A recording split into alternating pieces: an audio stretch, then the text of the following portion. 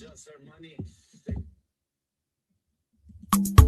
the Tunji it's okay. It's okay. Off your mind. It's okay. She off your mind. Chai! Now wow, people wey suppose talk through to power don't off mic. And if we talk, now 500,000 they go summer us, call them hate speech. But fear not, Maiyegun don't come. Ingo torchlight every corner, nooks and cranny of all these bad people where they spoil our country.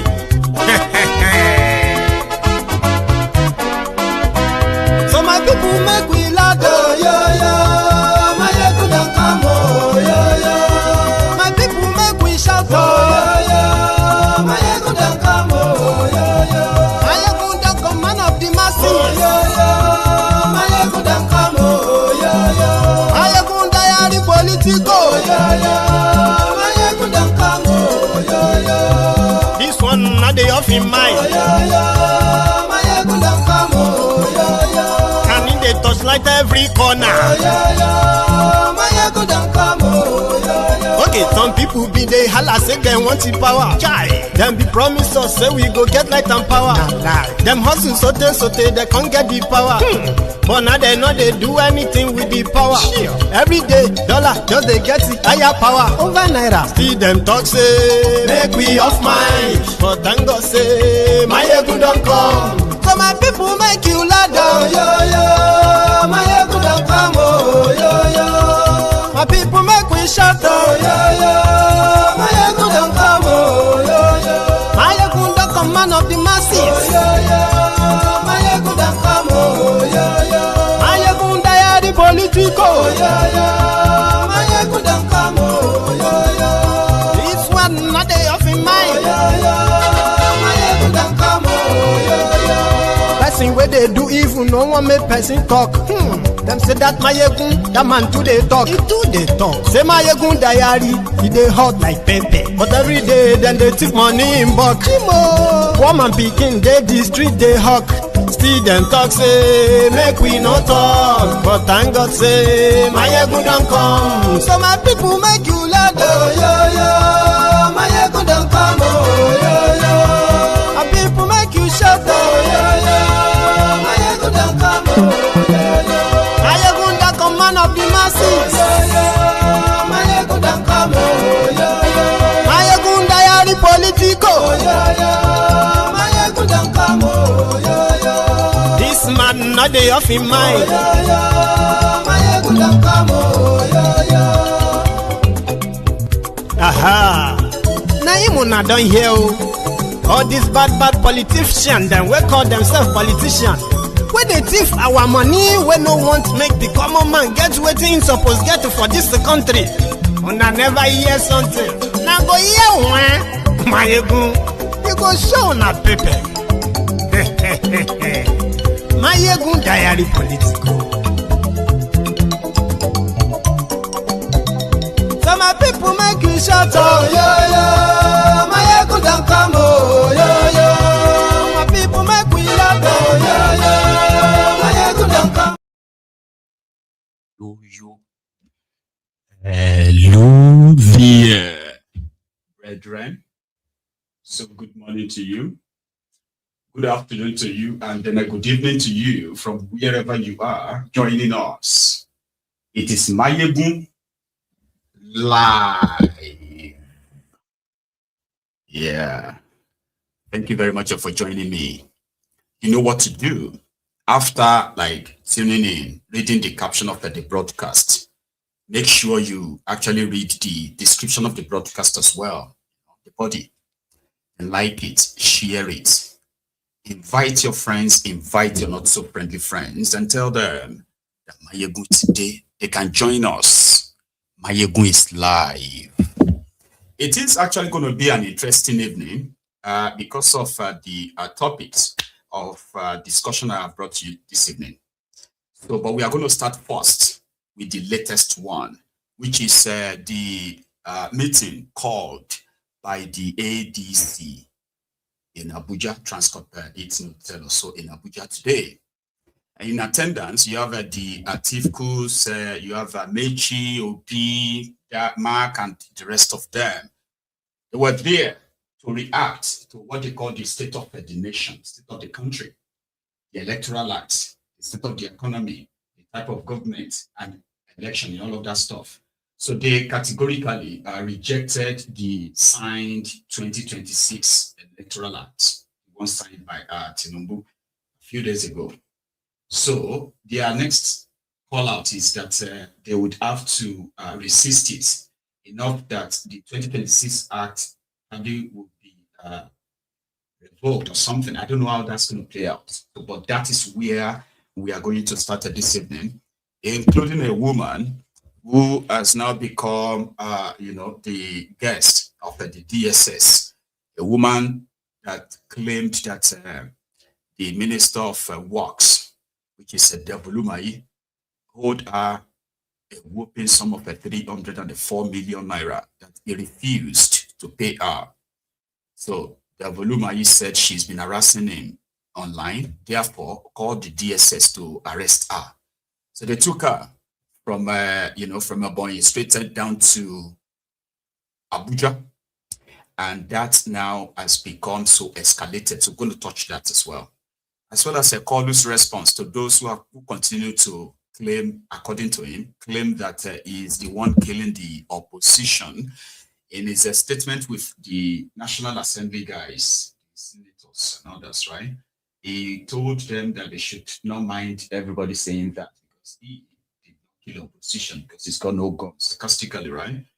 Let us go back to the Transcorp Hilton where Atiku and others met to discuss what they called the way forward after Koolu rejected everybody's concern. National Assembly rejected them as well, and they still did what they did anyway, right?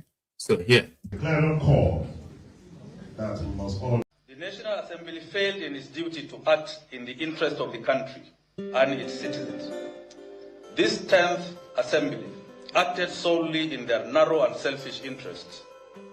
The National Assembly rejected the opportunity to deepen and strengthen our democratic process when it was presented to them by the people. They rejected the chance to act as true patriots when history beckoned. They chose to tear down rather than build a truly democratic society. History will remember them for this. It is obvious that the objective of the APC government and their accomplices in the legislature is to provide the legal pretext for the corruption of the electoral system. We demand that the National Assembly immediately commence a fresh amendment to the Electoral Act 2027. They must remove all obnoxious provisions and ensure that the Act reflects only the will and aspirations of Nigerians for free, fair, transparent, credible electoral process in the country. Collapse of democracy in Nigeria is going to lead to the collapse of democracy in Africa because we are the largest democracy in Africa. These are some of the consequences that will definitely affect other democracies in Africa. So I will urge that, or I will call other opposition parties that are not here today to make level of thuggery that has been introduced into politics now. It has never been this much. We haven't started campaign, and now you can imagine what will happen when we start campaign. The only reason that APC is desperate is because they're sure they cannot win the next election in a free and fair contest. Well, their desperation won't take them too far. As you heard from the address, we're prepared for the shenanigans they're coming up with. The National Assembly. Okay, maybe we should hope so. So according to them, they are still calling on the same people who said your opinions don't really matter. They are the ones to decide. I am talking about Akwabiole and Co. They categorically said that because before they arrived at what they arrived at, this controversial electoral act that didn't add mandatory live transmission of election results. Before they arrived at that, yeah, all over the country for months, before years, over 2 years, we're doing consultations. They were calling meetings, spending money, traveling all over the country, you know, having people and other organizations to, contributions towards this, their supposed electoral act or electoral bill.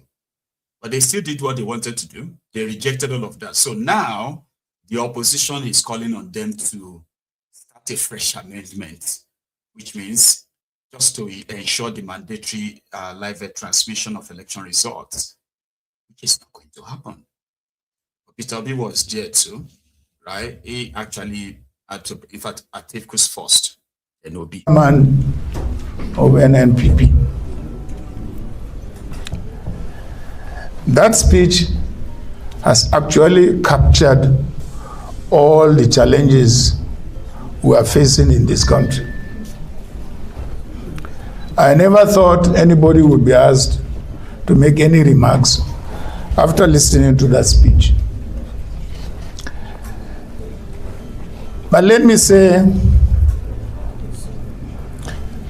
or advise that the speech delivered by the chairman of NNPP be sent to all the embassies, particularly the Western democratic embassies in this country, as the position of the Nigerian opposition political parties. And again, what you must bear in mind is that the collapse of democracy in Nigeria is going to lead to the collapse of democracy in Africa, because we are the largest democracy in Africa. These are some of the consequences that will definitely affect other democracies in Africa. So I will urge that, or I will call other opposition parties that are not here today to make sure that they are part of this movement of the unity of the opposition parties to ensure we restore our democracy.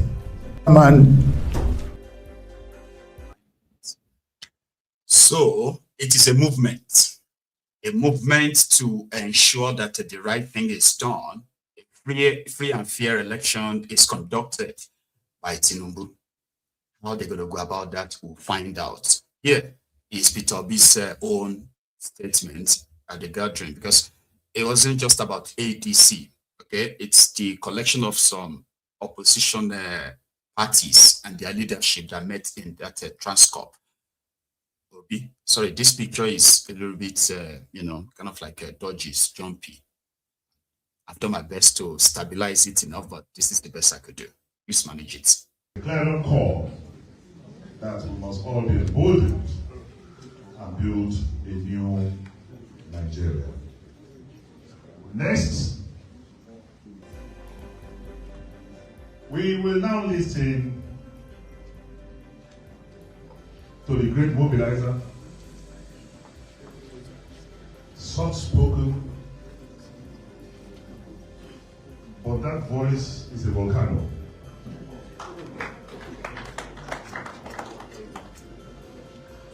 Can we jam our hands together as we listen to that very fine voice of Peter Obi?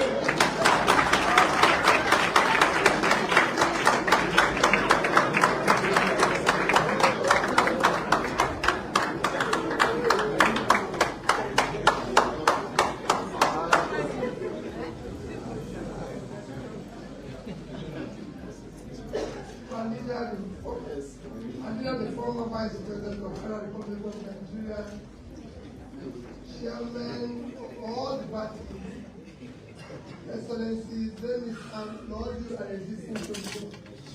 I think, like that person said, what needs to be said, how to be said. But it's difficult and we repeat it as often as we can so that Nigerians know we are together. There's need, very urgent need, for all the opposition parties. Those who are not here today, we're pleading that we all come together to save our dear country.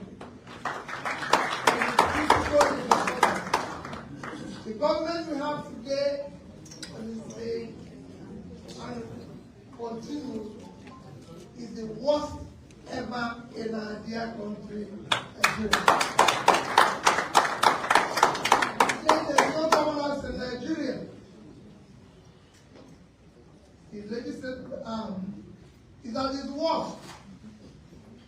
The judiciary is no longer hope for the weak or the poor. We all know insecurity, killings and abductions is worse than even countries at war.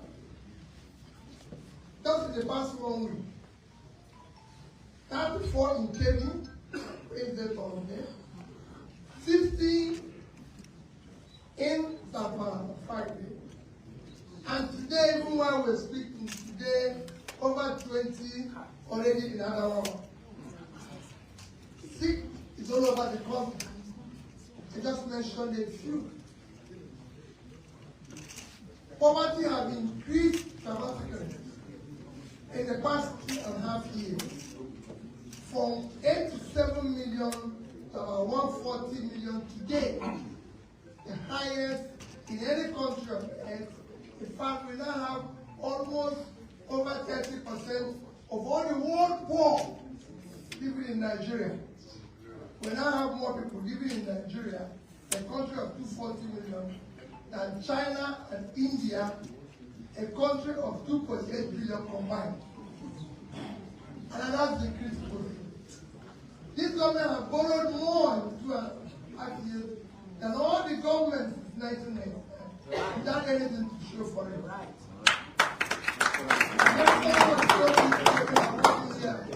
That the food prices have gone down. Actually, we have killed all our farmers. Because we have imported cheap goods and thrown our farmers into poverty, which will even worsen the hungry situation of Nigeria in the coming future. Manufacturers' houses are full of warehouses without anything to show for it. So we're in a crisis. And everybody has to come together to save the country. And I thank those who have started this journey of our coming together, all the opposition parties, all our appeals that yes, we, the masses of Nigeria, have to rise up now, because this situation will allow to continue to take its revenge on all of us and our children tomorrow. Thank you. God bless us.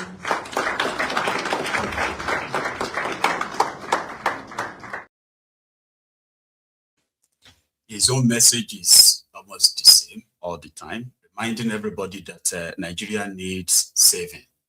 And if things continues like this, it is probably going to lead to having no country to call Nigeria again.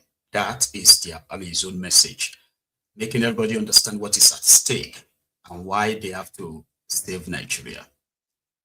Some of them are already complaining that Tinubu is targeting the opposition and is locking them up. You know, rufaiand is still in detention. He was supposed to be in court yesterday, but unfortunately, the DSS failed to produce him because he's in the detention of the ICPC.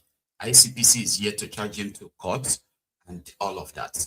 So to them, it is a calculated move of Tinubu's regime to jail the opposition, while those who have committed similar crimes are currently walking free within the APC.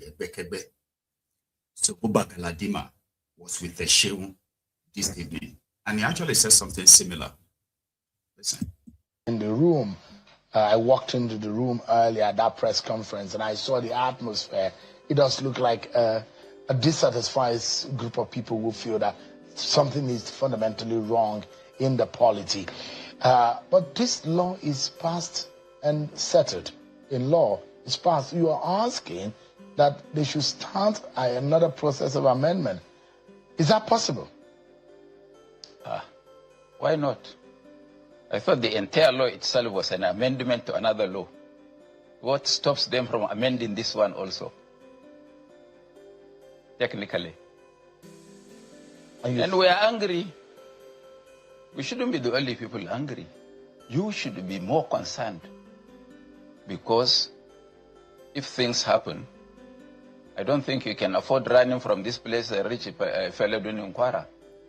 You can't do that. So we are trying to save the country.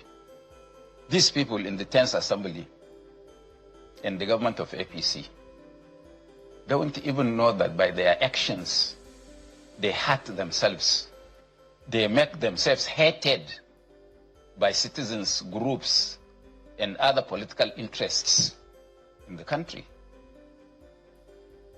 They said they have 32 governors or 36, I don't know how many out of 36 they have. And they are afraid to face free and fair election. Can't we ask why? If it is true that they have all these governors and all the governors have support, they have told us they won election before. If they have performed, what stops them from naturally improving on what they had before? That they are so jittery, so confused, so afraid that they have to coerce people by using institutions of government, stifle opposition, stifle free speech, jail people, send people to prison.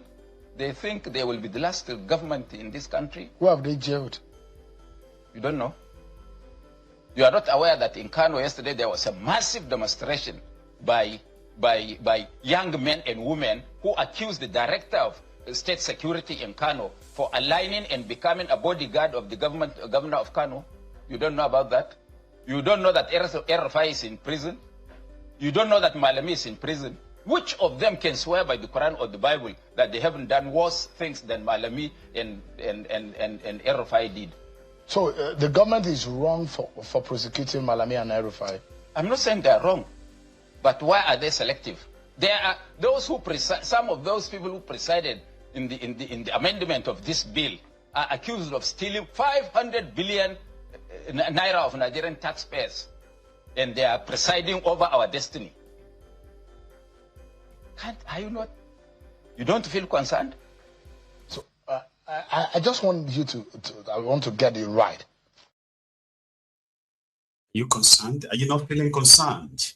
Well, you should, because that is what they call the state capture. Everybody would just have to watch the thieves, the criminals, play with your destiny, or you actually move to stop them. Moving to stop them in this instance, or in this case, is more or less like optional. Normally, it shouldn't be optional. It should just be the only one to move to suspend them. No. It's optional in the sense that you have the voluntary slaves too. Because they couldn't have done all of this without the support of the willing slaves in that Nigeria, scattered across the country, from every nook and cranny of the country. So you would have, while you are trying to fight these ones, you would have to fight those ones too, or protect yourselves from the attacks from those ones. So it's all complicated. And that's why many people believe that the Nigerian politicians are so lucky. Like they are the luckiest politicians alive in the world, because of what they are doing to people that people are seeing. But people are so divided that these guys have remained almost untouchable, except when they are like touching themselves, flexing their power, you know, whoever is in charge that time. And it goes on like that in circle. But the real victims of all of these, their shenanigans are what? The people they looted from you. And the government has established institutions to ensure that the public fund is not looted, and whoever did is punished. Those institutions now became very selective. You are watching those who looted billions, trillions, right? They are still like flying all over the country, getting protected in this their armored latest automobiles that they are driving all over the place, and even their private jet, they are flying all over, making videos on social media, sharing with you, flaunting this stolen, ill-gotten wealth, you know, right there in front of you, because it's almost like nothing is going to happen. And you see the others who are also being like hounded here and there because they have also looted. So it makes it more or less like, you know, it's just a game of a dog eats dog. Nobody really benefits. We don't benefit. We are those who they have looted from, stolen from. You know, resources meant to have been evenly distributed to help improve, you know, infrastructure, so, and other kind of like social amenities like that, right? They've stolen them, denied millions that opportunity, but others are dying because of the non-existence of those things. They are caught or never to be caught. In the long run, they continue to play the power play. Okay, you know what? Yeah, you looted. Everybody knows that you stole money, right? But if you join us, it won't be a big deal. That's sad. That's why when you see those who are the cheerleaders, willing slaves, the voluntary slaves, and then the concerned citizens who are continually calling them out, right? When you see them all going after themselves in this regard, you are all losers. You know, in the long run, we are the losers. The real people they are stealing from, the real people they are denying all these opportunities. But like I said, they wouldn't have succeeded without the massive number of willing slaves. There's a saying about that too. Because indeed, I actually saw videos of people protesting in Kaduna, protesting in Kano, demanding for the release of rufaiand, the Kaduna little finger. All right? And rightly so, they were also calling on Tinubu that if you are going to prosecute these people, you must prosecute that people too. You know, and all of that stuff. And I'm like, in the long run, you know, the people enabling them. And there's this saying that we must be very, very, very, very careful of foolish people in large numbers, because in a democracy, right, they can elect a president. Do you get what I mean? And that is exactly the textbook description of what these guys have done to Nigeria and Nigerians. That's why some of you will be like, when are the Nigerians going to rise? As if to say, you are not one of them. But here is what Koolu had to say on all of this. He met with the lawmakers. He praised them for passing the bill and himself signing it, as well as other things he wants them to do, including state police or something like that. But that he killed the opposition or he's killing them. No, he is not. Listen to him. Indivisible commitment to humanity is what we gather here to express to one another tonight. We are committed to Nigeria entity succeeding. We are committed to make law for the welfare, prosperity of the country. I think we are committed together to govern together. I'm very, very happy seeing all of you. It's a great honor. We thank God for the real privilege of breaking the bread together. The season of reflection, sacrifice, compassion, and national unity is reflected by you tonight, and I don't take it lightly. Nigeria is extremely bigger, challenged. We are facing terrorism, banditry, insurgency, but you never fail to make a right response to these calls. What are we asked for tonight is for you to start thinking how best to amend the Constitution to incorporate the state police for us to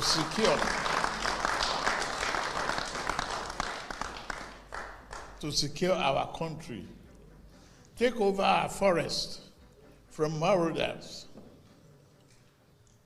free our children from fear. All your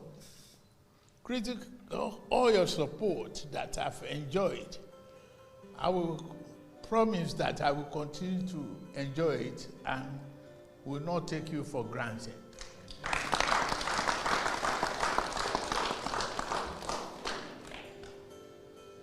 While you are careful with banana peel too, and being effective lawmakers, there's no time as it's better to express our gratitude to one another than this time. What they call you, any name, any nickname, critics must talk.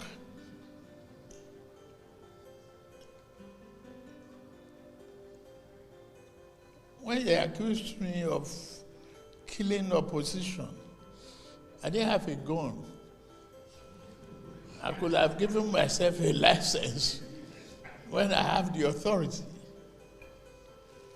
But I can't blame anybody from jumping out of a sinking ship. If they did,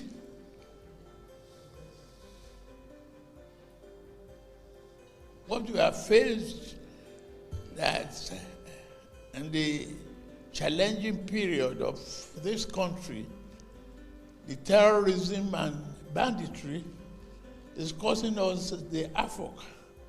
And we should pull together, unite in a way that our forefathers contemplated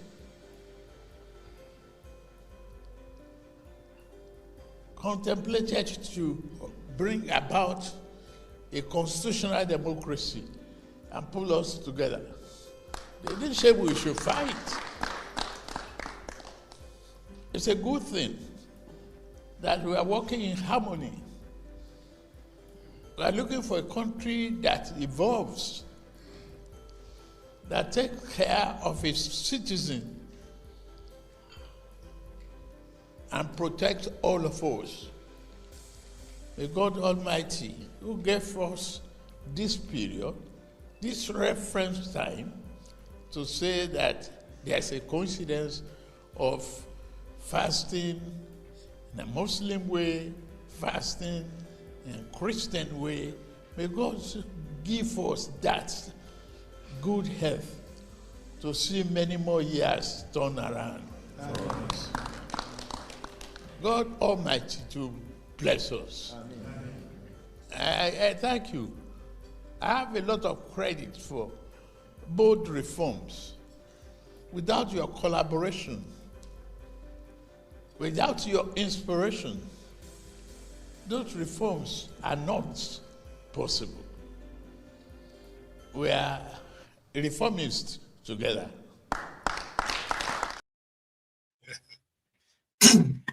Koolu the reformists.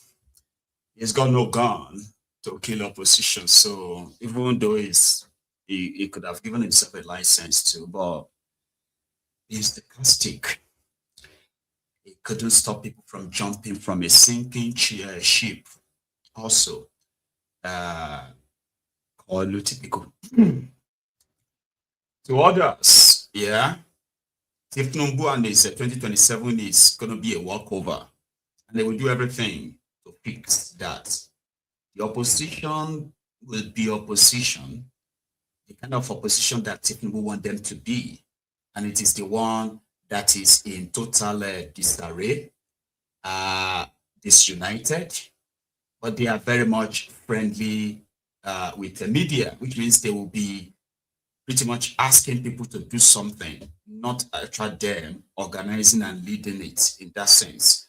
That is the type of opposition that Koolu wants. There are those who believe that this ADC or the other opposition should stage a massive kind of like a stakeout or a protest against the Tinubu's regime, since they all have confirmed that the agents of Koolu have been harassing them, intimidating them, and the rest. While others are saying no, Peter Obi shouldn't join that because that's going to tarnish his image. How could he just go out there and protest that somebody accused of stealing over 410 billion naira when he was a governor of Kaduna State? How could Peter Obi himself now join those who are going to protest for his release? In what way? So this conversation is kind of like going on in the background. Somehow it seemed Tinubu controlled how the opposition are going to actually exist. But you'll find out more. To them, they are counting on Nigerians, that if Nigerians are indeed tired, they don't have to do much. All they have to do is just to tell you that they will do it differently, and then you will do the rest of the job for them. This state of confusion still gives Koolu control. And that is all that matters to him and everybody around him, if you have observed him from the time immemorial. Well, let's take a break from Koolu and their politics for now. A woman has accused the supposed minister of works, Nigeria. That is a Devolumai. Her name is Tracy Nicholas Ohili. He's actually been on his case for years now. If I can possibly remember the earliest that I have been hearing her make videos and all that, it will be like about 2 years now. So she said they had a business of something that Devolumai is owing her 304 million naira. She's a businesswoman. She presented all her evidence and then presented the conversation between herself and Devolumai, the minister. And she said at a point, the minister threatened her that it will deal with her if she doesn't stop all these videos that she's making online. Somehow, in 2026, he is at it again, calling out the minister, calling out people to help plead with her.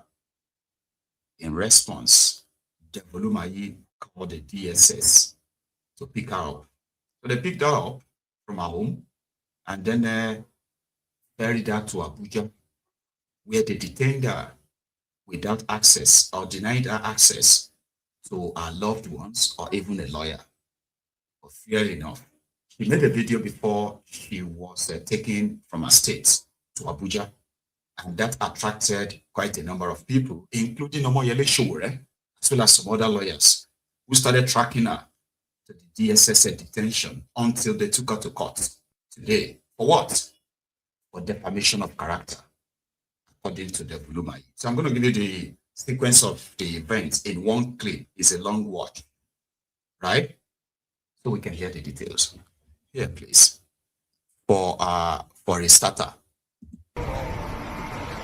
Nigerians, David Umahi, who has been owing me for 12 years, just arrested me, and right now they're taking me to Abuja. I'm very high in my spirit, but should anything happen to me, Nigerians should hold David Umahi and the Nigerian police responsible. This man, David Umahi, has been owing me for 12 years because I refused to date him. And right now, he's using his power as a politician to weaponize and arrest me. I'm on my way to Abuja. I'm on my way to Abuja. Nigerians, I just want you to know. Thank you. Madam, can you please calm down?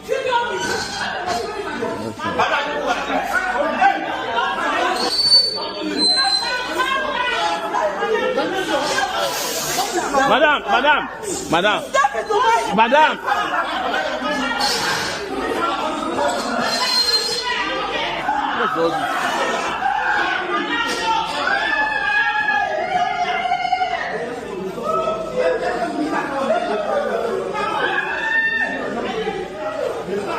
But Minister, this worry. You are not supposed to be using police to settle personal scores. You are not supposed to do that. Have you watched everything she had? I'm not talking to you. I'm talking to the Minister of the Federal Republic. You are not supposed to use police to settle personal scores. Johnny, what's the problem to me? Johnny, calm down. What's your own? I'm talking to you now. No, you can't. Johnny, let's come here. Listen, No, please. Don't push me. I'll talk to you. Don't talk to me anyhow. Don't talk to me anyhow. Don't talk to me anyhow. Don't talk to me anyhow.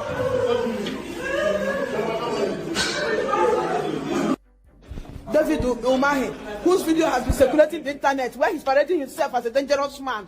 He wants me to be sent to SACS. I don't know what he's planning to do to my life. He's holding my money, took me away from my family.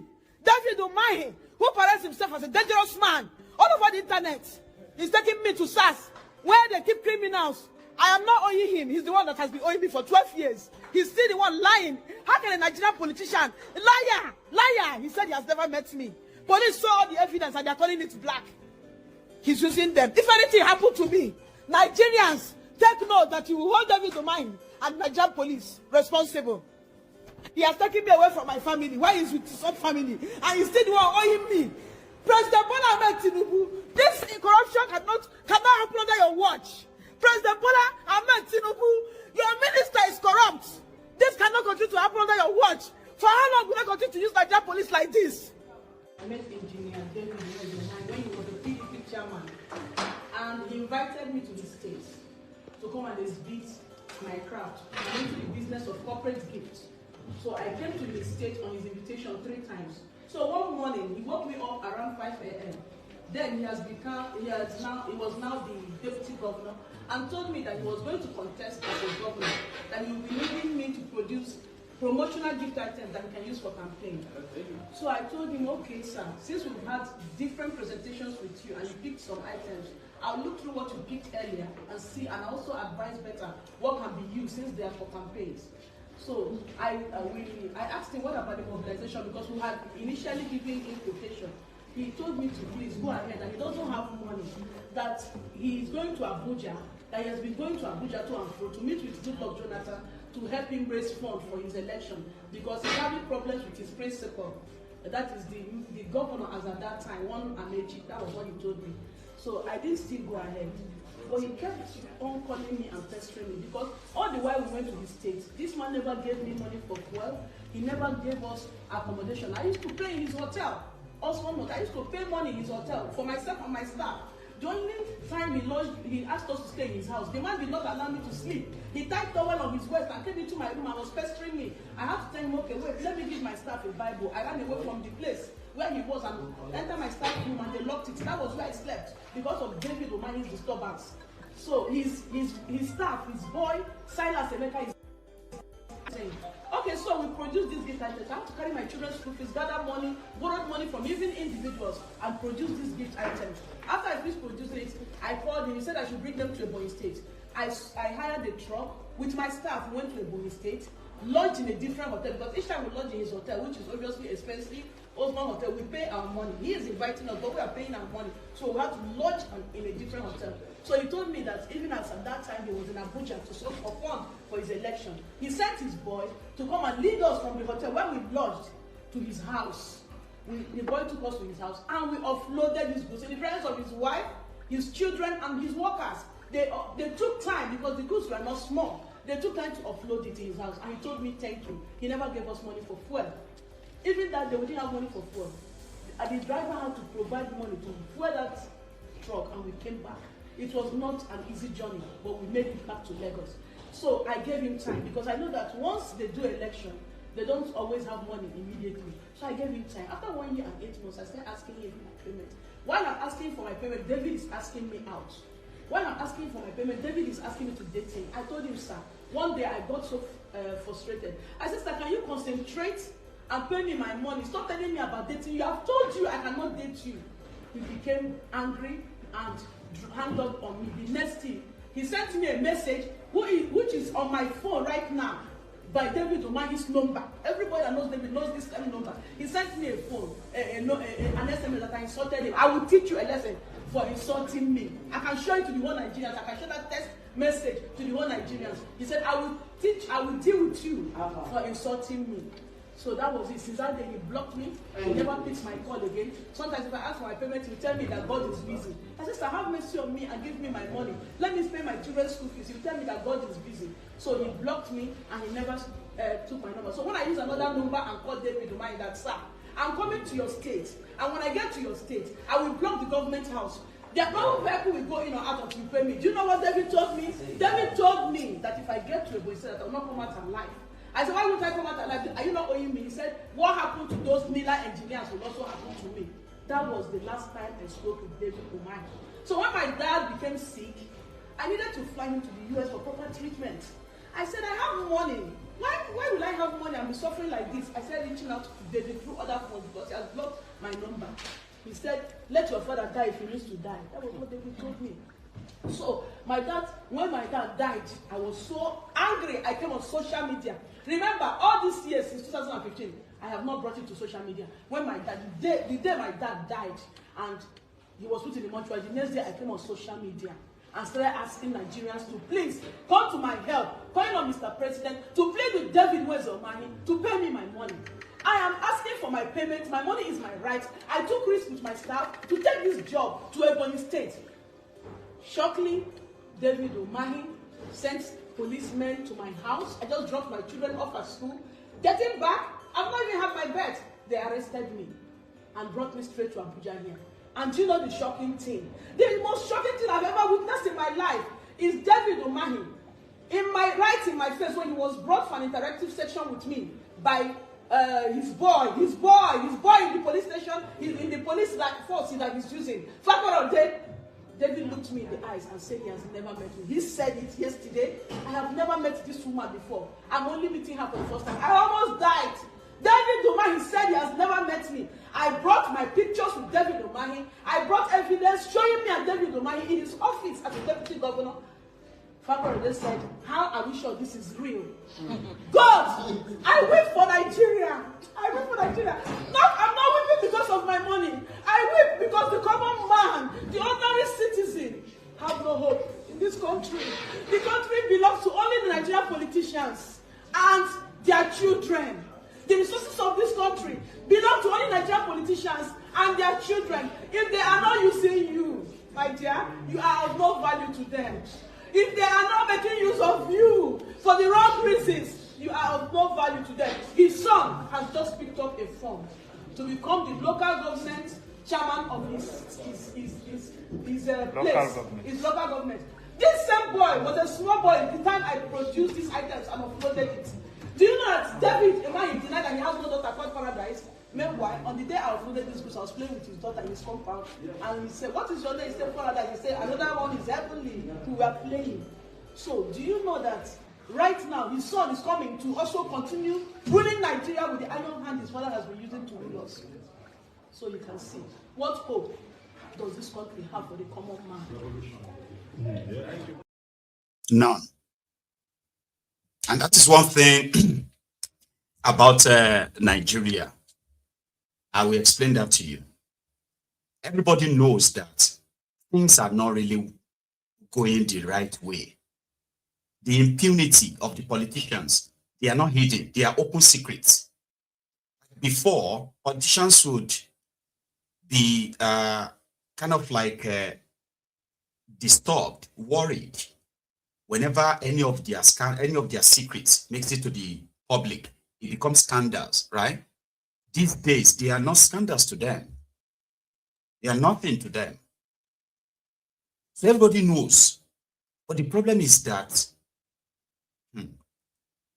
me, myself, and I is one kind of trait that they have managed to embed in our DNA somehow. When you tell people about things going on, most of them will be less really bothered because it's not happening to them. But you see, the day Nigeria happened to the same nonchalant people, their reaction is always the same. This country, there is no hope for this country. This country only politicians are, and this country can never, this country, you know. until it happens to them. If it never happened to them, you are just somebody who likes to talk negative things about the country. Whatever Nigeria is facing, other countries are facing worse. And their people are not talking like the way Nigerians are always condemning their country. But let something happen to them, they will be the loudest. It is the moment of truth. And there is something about Nigeria, right? Again, the most democratized thing in Nigeria is the shege. Whether you are rich or you are poor, whether you are young or you are old, everybody they collect.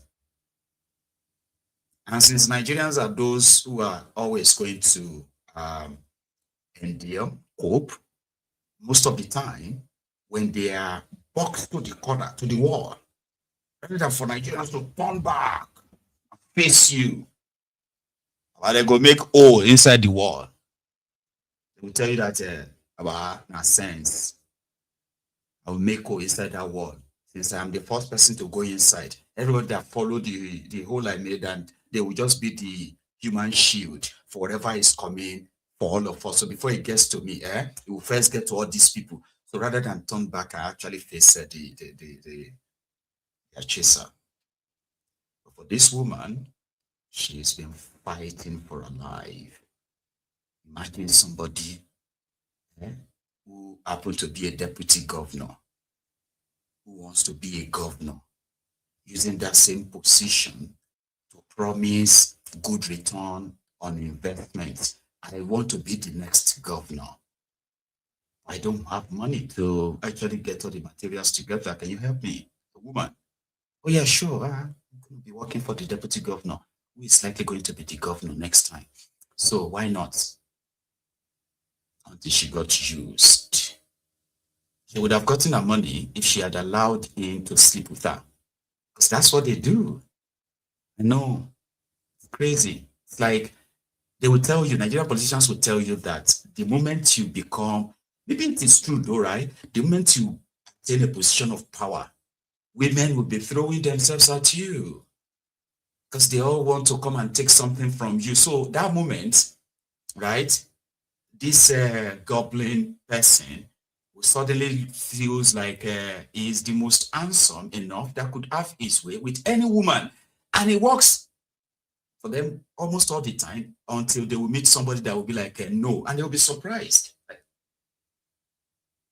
There are better, more beautiful women than yourself. They were throwing themselves at me. What do you think you are? You wanted to stay on business. The Randy Umahi wanted to get on the account. Since she refused, she had to go through this travail. Like I said, other people heard. And then she realized that she's not alone. She already was there, of course. Then the court granted her bail. But they were not satisfied. They wanted to grab her again and take her to detention again. And that was when the casala burst. But before that, walking out.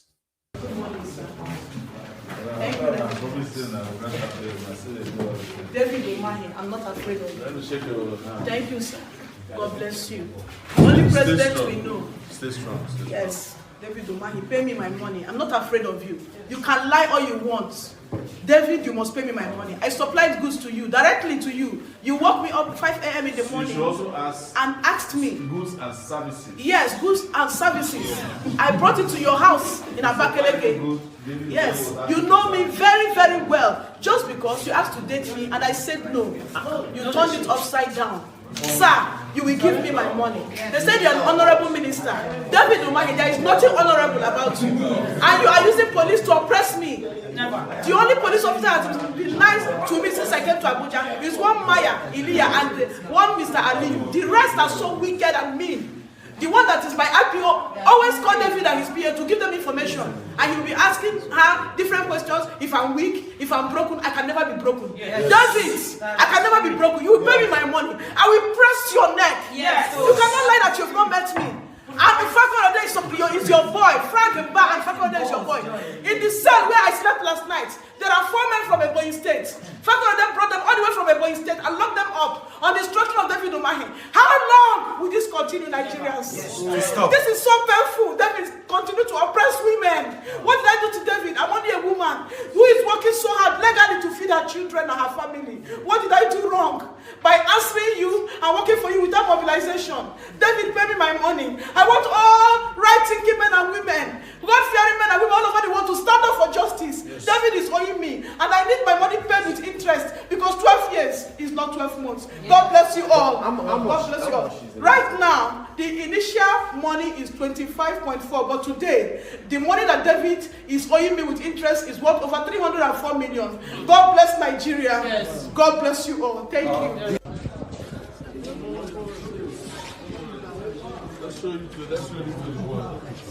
This is my president.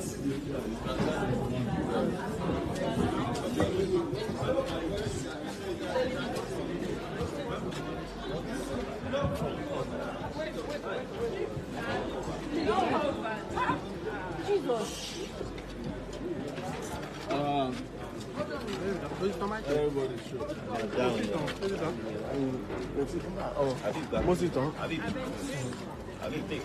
Where is the lawyer now? Where is Mr. Marshall? Mr. Alright. What's the outcome of we have some news now. Tracy Anita Nicholas O'Hare has been granted bail.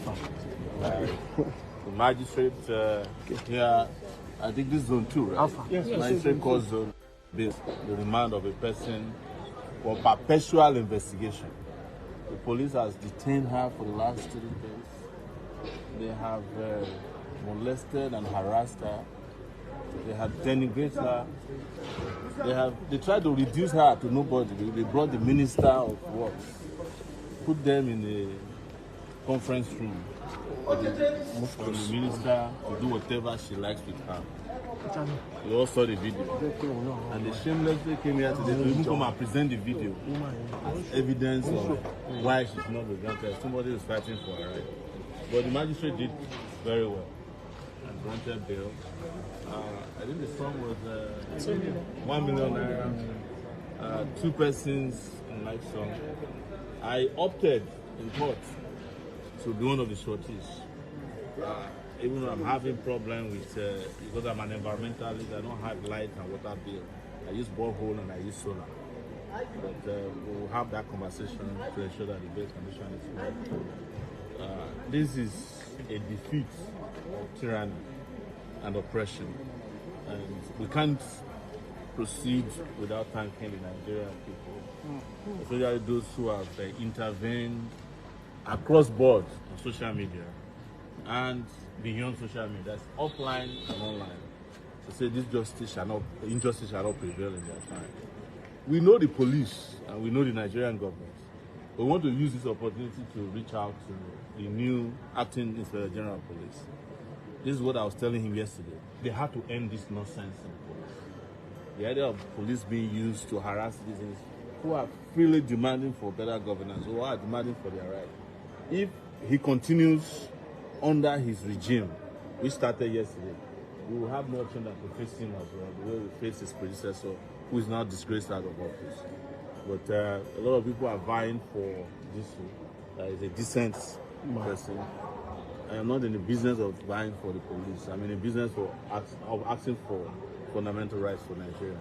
So we'll go ahead so that the police, they're not happy, you can see they're very unhappy. So that they will not have any reason to say the bail conditions were not met. We have asked them to exercise patience. It's still not 4 o'clock yet, and the judge is available, so that we can proceed on the bail, so that they can also go back home and do something meaningful. I said something today, and that's why I will stop today. If I was president of Nigeria, all the policemen involved in this will be sent to Kwara. They want to fight Lakurawa. Whether you are male or female, I will put you in your uniform to go and do real police work. It's because people have nothing to do. That's why you are picking up shandin and beef and corn on behalf of people who have no integrity. If David Umahi feels that he was maligned, he can go to court. He knows what to do. Because when they are rigged out of elections, they don't go and ask the police to arrest their opponents. They go to the tribunal. But because you know Nigeria is a banana republic where anything goes, just go and give money to some senior police officers, and they will help you do whatever you want them to do. So please, the police officers around, I don't want them to show your face. I don't have anything personal against you, but respect yourself. Go back to your office and let your bosses know we are processing her bail, because she must go home tonight. I mean today. She has 2 young kids that are still being breastfed, and those kids have not offended anybody, just as she hasn't offended, and the magistrate made it clear. So lawyers, you can chip in while we go ahead and process our case. Okay. Just 1 minute, sir. Thank you, gentlemen of the press. So today has been a very glorious day, because just like the days of old, when the common man had faith in the judiciary, today has reinstated hope for the common man. Today, a judge looked at the Federal Republic of Nigeria and told the Federal Republic of Nigeria that he will do what ought to be done according to the law. No matter who the nominal complainant was, no matter the interest involved in this matter, the judiciary has once again restored hope for the common man. Despite the vehement objections and frivolous excuses of the federal government and of the Inspector General of the Police, of course, as an office and not the new IG, this has reinstated that one thing is very, very clear and one thing is very, very sure. If you are the common man out there listening to me, there's hope in the court. Not every court you go to is an hopeless situation for you, no matter the power that be. And I want to sincerely thank all Nigerians that have stood behind us. I want to also thank my colleague Chike and even Martha in absentia for, as we have done the needful, and she's here. The other lawyer. Part of the Southeast, brother to Abuja here, and she has been in detention. We are mandating, as a matter of urgency, that woman must be released. And she's not the only person that David Umahi has done this to.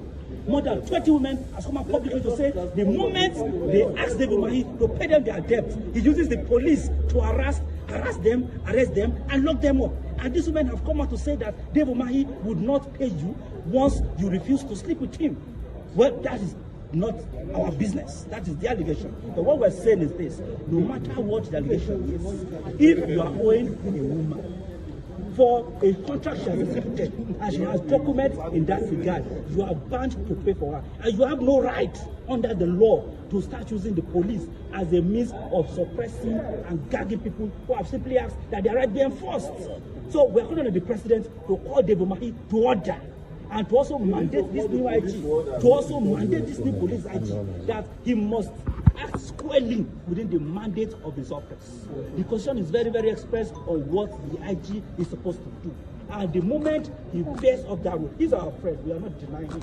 This new IG Disu, he's our man. But on no account should he be carried away by the should be carried away by the accolades that is now coming his way. He must do the right thing so that he can have a seamless and they still didn't do the right thing. They went into drama of trying to, because you see all these interviews, right? Behind the cameras, right? The policemen, the mean-looking policemen or DSS or these guys, right? They were just like, what do you call them? Like all these foxes, right? Prowling around, like, So the moment the camera turned left, they moved right. But Shore was there. That was the drama part of it, right? We see. That's right. That man will see. Bakure against the one who is going to destroy the Nigerian police. Yes, destroy the Nigerian police. Yes. Bakure, part of the bad eggs that guy will sink. Who is going to sink the Nigerian police if the Nigerian people don't do something about him. Let him mobilize his police to come here. I'm going to wait. Whatever they want to do, let them come and do it. That's right. We are ready to risk our life for the citizens of this country to have dignity. Exactly. There is no other country for them than Nigeria. Exactly. This is a woman with 2 infants being breastfed. Bakure, after she's been granted bail, arrange to go and get a detention warrant through the back door to take her to Kefi prison. After she's been granted, I'm one of the shorties. I have just fulfilled the bail condition. He said no, we can't wait. They must kill the woman for Mahi. It's not happening. Yeah. And by the way, I've spoken to Disu directly because I have his number. I don't have any sympathy for any policeman. I'm not your friend, just as you are not mine. The only thing I'm friends with is the fundamental rights of Nigerians.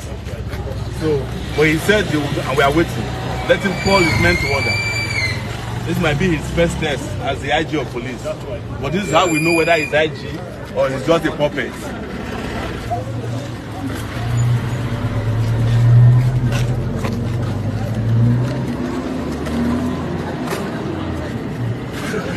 How can you like this? Where is Mata?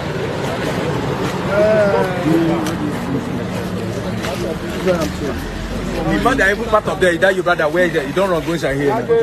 That's my part of them. It's plan work. Even I think we enter the place. They tell us a fire. They go hide fire. They were looking for fire. They went and hid the fire. Went and hid fire. Imagine the level of corruption because it's been collected to you. Judgment that was just given, no. Five got missing. That's what they did to me in October. 5 got missing. Here.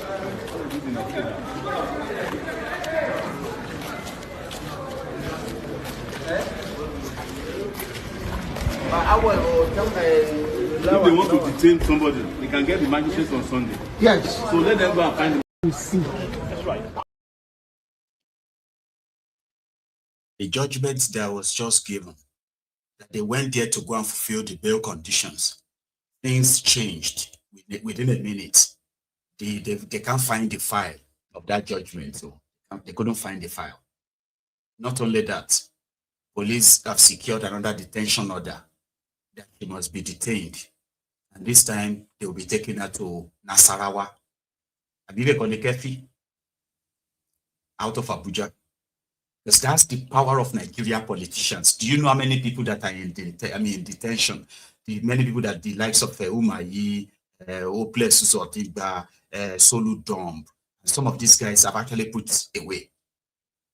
Some of their family members are on social media begging that free this, free that. Some of them have not really made it to the national level like that. Oh, do you know how many people?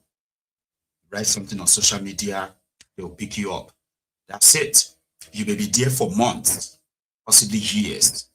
Hence, there are those they've killed just to silence them. And it is the impunity, the open impunity. It's like, who's going to stop them? Who is that person that is actually going to hold them responsible?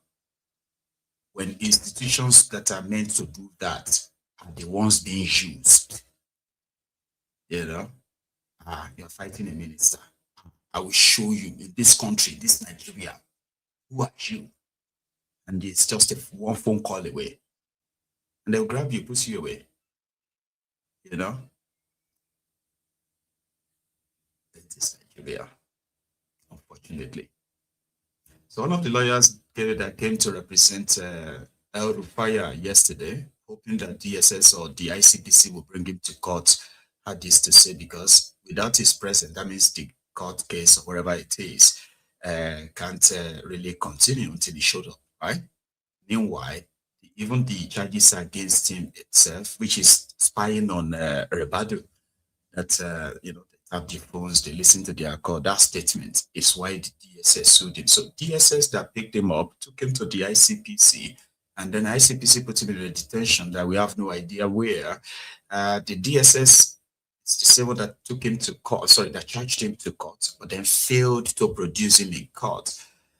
You see? Basically, we just want you to tell us what transpired today in court, knowing that it's a celebrated case and everybody's been watching keenly. Nigerians have been watching to see exactly how this is going to play out. What exactly transpired in court this morning? So basically, the matter was fixed for arraignment. The defendant was supposed to take his plea this morning on whether he's guilty or not guilty of the charge.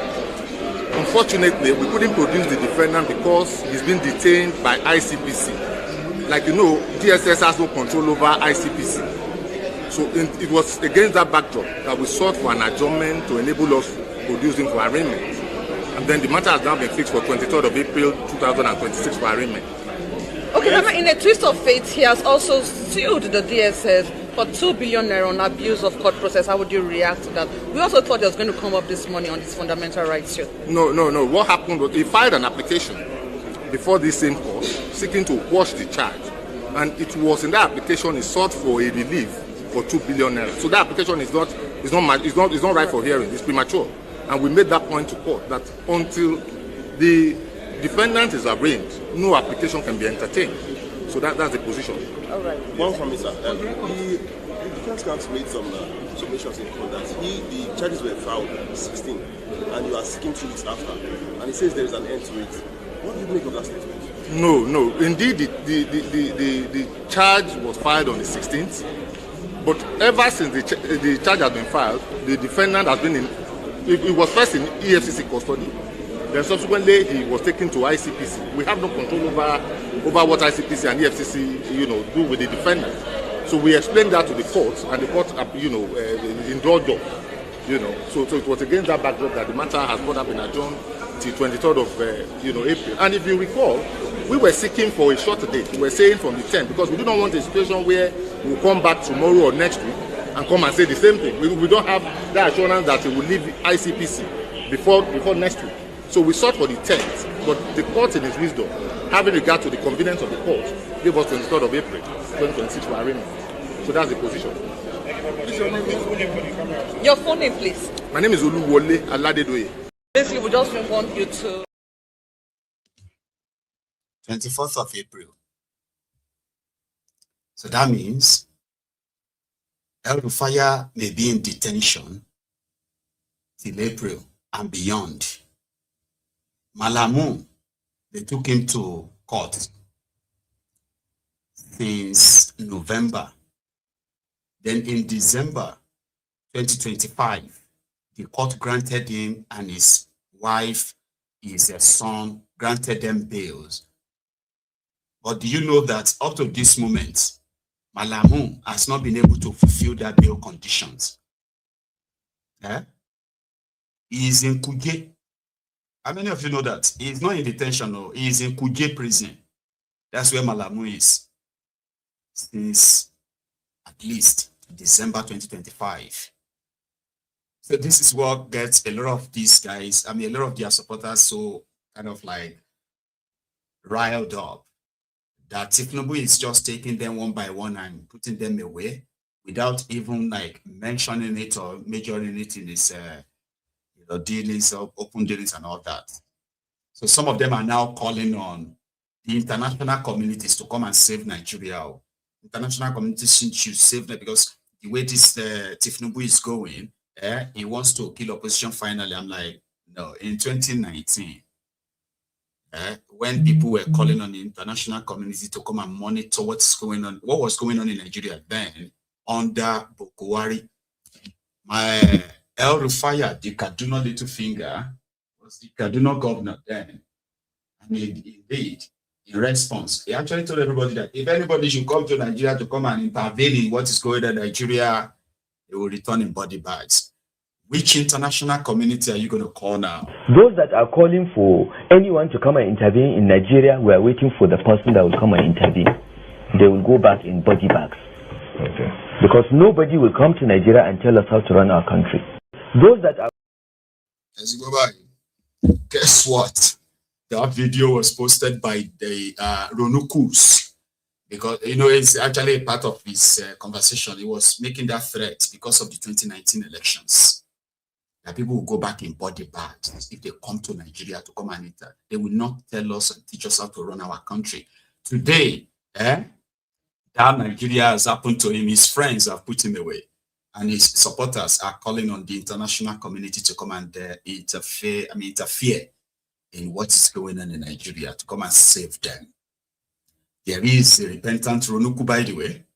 In Nigeria, they have the repentant terrorists. They have the repentant bandits. And you also have the repentant Ronukus. There is one of them that says he is very logical. He supported Koolu, and with what he's seen so far, right? Forget about the propaganda, forget about the blackmailing, forget about the gaslighting. In reality, if Nigerians are really suffering, I mean, if they want to save themselves, they shouldn't by any means do anything with the APC. That means they should never vote for them. But he said he's a Ronuku, a repentant one. Listen to this. Me, I am issue-based. Issue-based. You see, when we gather for here for 2021, 2022, they talk about Bola Tinubu election. For me, I don't know how it affects you. We say these master strategies, this economic guru will come and change the tide. Because I personally, having supported late Muhammadu Buhari in blessed memory, criticized him personally on one thing, that among all achievements, I had issues with his economic approach. And I feel he wasn't so grounded. And that was why I felt, or I believe, that Jagaban, looking at his profile, could be able to fill in that gap and move Nigeria to economic prosperity and development, where we are going to domesticate largely our economy and begin to improve or support our local manufacturers and producers to create jobs and close the gap of unemployment and poverty rate. This was my expectation. And that with all of that, we are going to prioritize the provision of power, because energy drives the economy. These were my expectations. That we are going to begin to see a government that will think Nigerian first. Yes, Nigerian first. But what do I get afterwards? A government that came at the heel of 30-something% food inflation, if I'm not mistaken. I was expecting that government will come and first hit the ground running by prioritizing agriculture, or even putting agriculture as an emergency, a national security matter that need urgent attention. But that government came in, did not attend to it, and I was patiently waiting 6 months, 1 year, and I think they never made any major announcement on that sector until 1 year plus, or 1 year 6 months. And what was that? Importation of tractors. And when I saw those tractors, they even appear like luxury tractors. And then I knew that we're not ready. And I was still putting my ear down to see a government that will begin to roll out programs that support local production. Till this moment, what did I see this government do? Rather than go that path, creating jobs, they began to open doors for importation for a quick win and crash prices down. We can all laud and praise them for inflation dropping, which today or yesterday, to a single digit of 8% for importation. But at the end, what we have simply done is importing poverty while exporting wealth. And I don't stand for that. 3 years down the line, a government that brought in a financial expert, a former director or deputy governor, whatever it is, in the name of Adelabu, telling us that the problem of power was financing, or what did they call it? And some argue here why that guy was the best bet, and I was just watching. And my guy told me, or told Nigerians, that if I don't give you power 4 years or in my first tenure, do not re-elect me. Then I saw a government with his minister coming to tell Nigerians to off their fridge. Then I knew they were not ready. Creating bands. Then I knew we were not ready. And today, what is singing around Nigerians, in the face of many Nigerians, is darkness, no power. The little money they have to stock their homes, they end up having them spoiled because there is no power to preserve their little, or to even save their little income. What a wicked government. A government that we now have a situation where we have records of portfolio investment, counting gains. And that is a glamorous economic outlook for them, which they expect Nigerians to applaud them on, when every day, in the face of every Nigerian, for who cares to see, is suffering and hunger. I can't vote that government back in. I can't. Whether opposition put themselves together or not, I cannot. And I'm here to speak to Nigerians. You can do your part, but Nigerians, who votes does not necessarily need to belong to any party. They just need to vote. I am speaking to Nigerians. I am speaking to that in Nigeria. I cannot vote that kind of government back in, who have only invested these past years elevating few people while ignoring the mass majority to wallow in pain, suffering, and hunger. President to know that the people are hungry. We dey hungry. Women dey hungry. Children dey hungry. We said before, say things even hard, but now it done too much. No, I will not. So therefore, I have taken this mandate upon myself that this season, just like the last season, when I was up top my voice, speaking to support and vote Bola Tinubu as an intellectual, as an economic guru, a political juggernaut, and everything you can think about. This season, my mandate is, I have seen, he has come, I have seen. Yeah? I'm going to speak to all those ears that be devils or that came with this administration. Agriculture, as we speak, is just yesterday we began to see them trying to distribute in Koolu those luxury and fancy tractors. So Nigerians don't need to eat all these years. It is now that election is coming.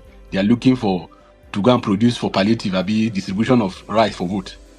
They want to start distributing. We can see through that. I don't even know if we have minister of power. For a government that prides itself for economic development, and here we have underperforming ministers, 3 years down the line, they don't find the need to change them. Show me one. And I argue with you.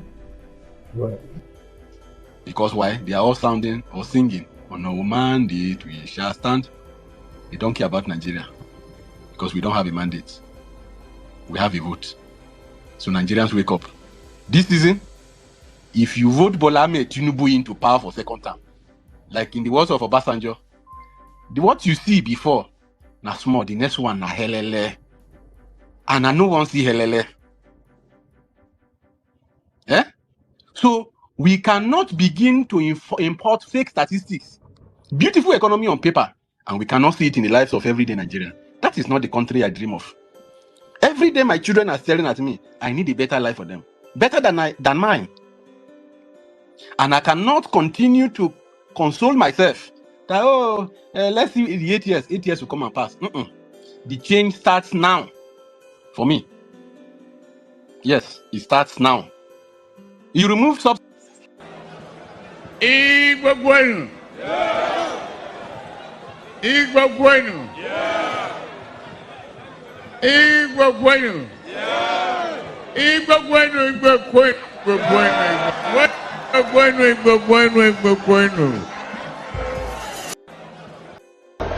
What shall I say unto the Lord? Yes, Lord. All I have to say, Thank you, Lord. What shall I say?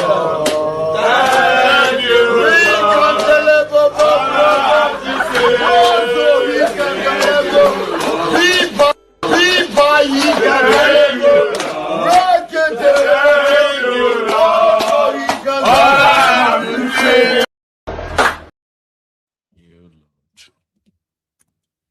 Yeah, that's a repentant Ronuku preaching on space, managing to roll out the details of his own disappointment. There are many like that. And there are many others that are just going to try to counter that. The problem is that with one repentant Ronuku, there is like 100 willing slaves.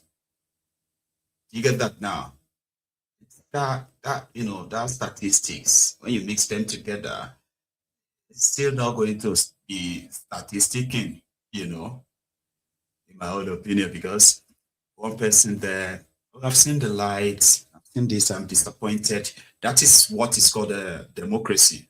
The game of choice. You can support somebody now. You have this high expectation of them. Then they disappointed you.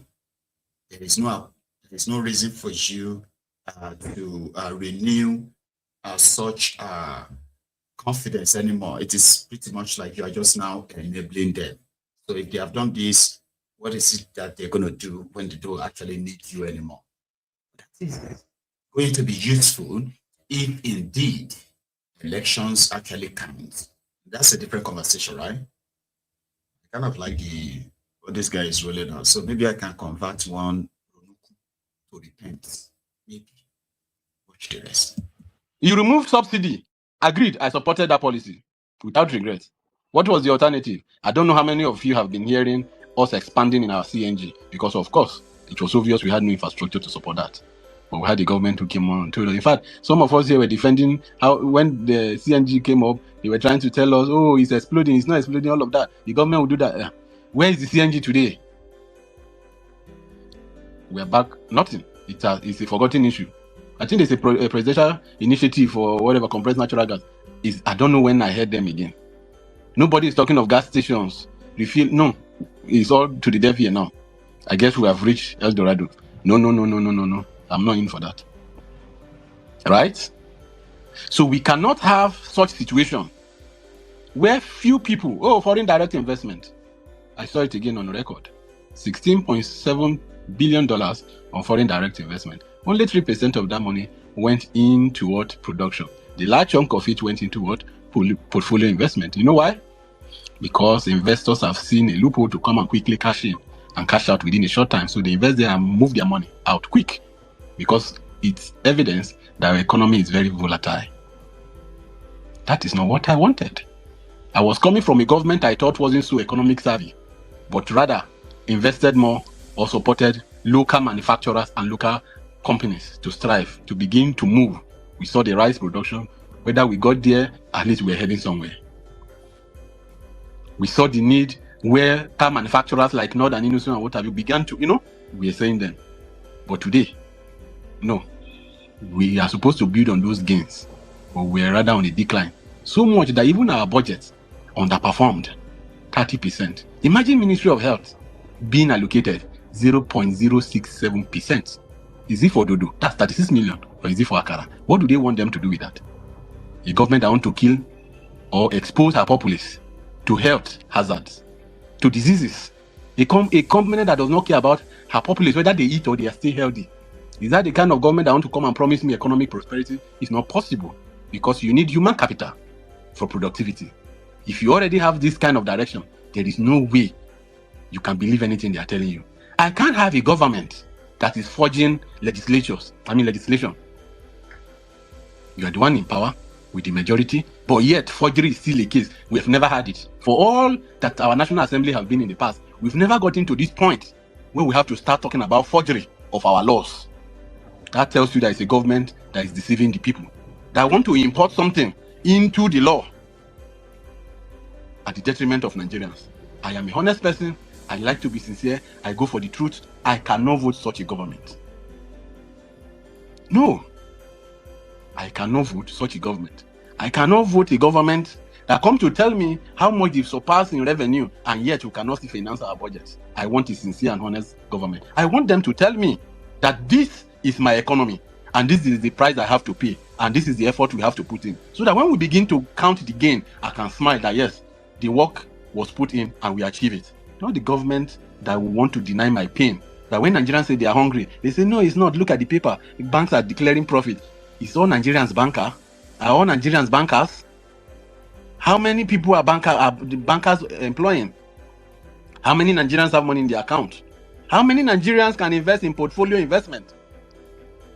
I am not for that government. And to curb it all is that the man told me, and I heard, and I believe most of you here heard, and you can acknowledge it. If I do not give you power, because if the man gives me power, I should be able to set up my own business and run my business and be able to make profit and pay my bills. Not the one that accused me and bring tax reform. I have no problem paying tax, but let me be alive. Let me be able to live a life. Let me have a business. Whether you are going to exempt me, the tax is exempting people. Many Nigerians will not be paying tax.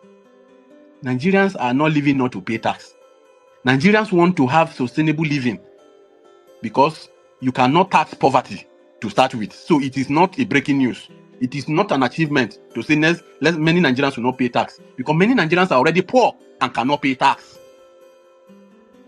So I need an economy that supports Nigerians' productivity so that they can even pay the tax. And that tax can give us better infrastructure. That is the kind of Nigeria I'm looking for.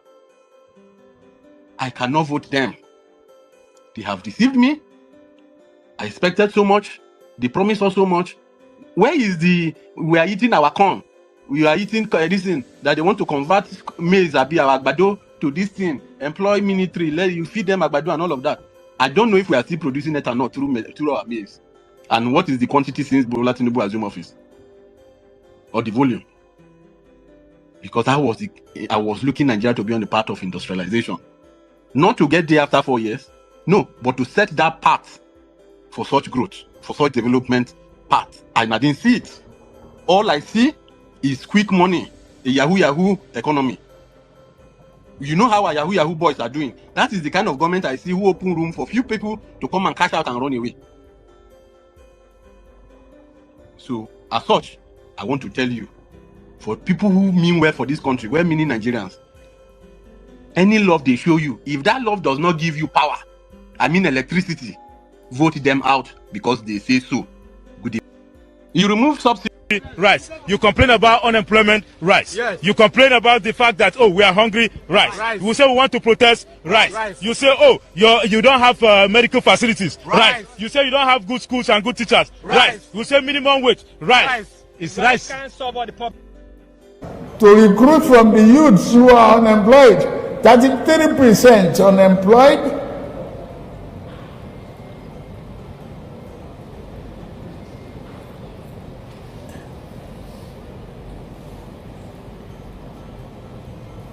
Recruit 50 million youths into the army and take away from their recruitment source. What they will eat? Cassava, agbado, corn in the morning, yam in the afternoon. It's growing here. You create demand and consumption.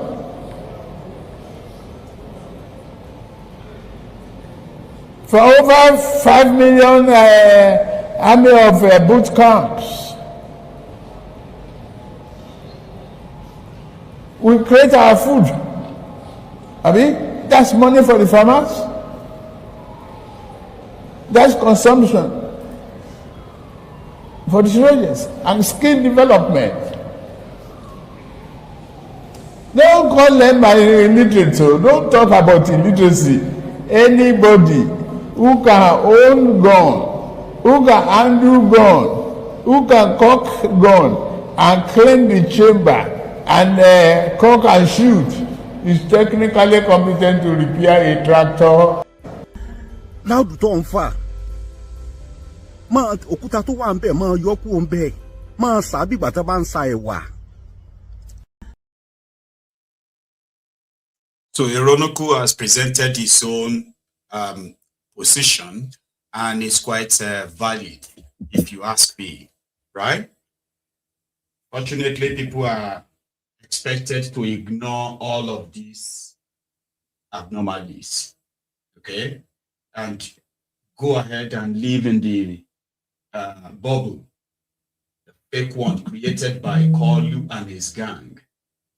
So in the last few days, probably few weeks, I've seen a lot of people, especially from this part of Ondo State, from Akure to Owo and all these places, who have been protesting the incessant attacks, by the Fulani terrorists in this part of Yoruba land. So a place called the Uso Owo, called the Uso community or Uso Owo Road in Ondo State, had to take to the streets after the terrorists struck, and they attempted to kidnap people. They succeeded. They kidnapped 6 people. But it was also reported that with the prompt response of the security guys close by, they were able to foil it, right? And then they rescued 1 person. But the terrorists took 6 people from that church in Ondo State. I've got a clip for it. Here, the kidnapping. A scene of the kidnapping yesterday Celestial show. So we landed from source that 7 people were taken away, but we were still on the investigation now. So I'm vouching for the whole OIC to take note of this and also pray for the release of one of our members which have been abducted by the kidnappers, that they should find mercy and grace so they can be released.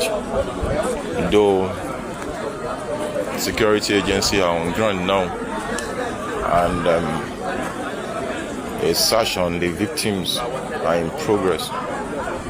May God help us all. You can see Amaechi on ground. So God will help us.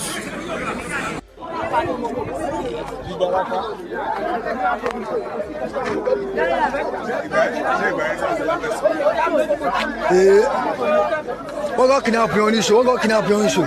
Láti bí pẹ́pẹ́ yẹ wọ́n gbìyàn. Àwọn náà ní kó ní ìlú kí ṣe mọ́dà 50. Àwọn tó ń gbé lé ní wọ́n ti gbé. Wọ́n bọ́dà ní bọ́dà gbé bọ́dà lọ́mọ ìyá tó jẹ́. Tí èrò ní bàbá kọjá ọmọ. Wọ́n bá rí wọn tó máa kúrò ní bẹ́ẹ̀ rìn nílẹ̀. Save Nigeria.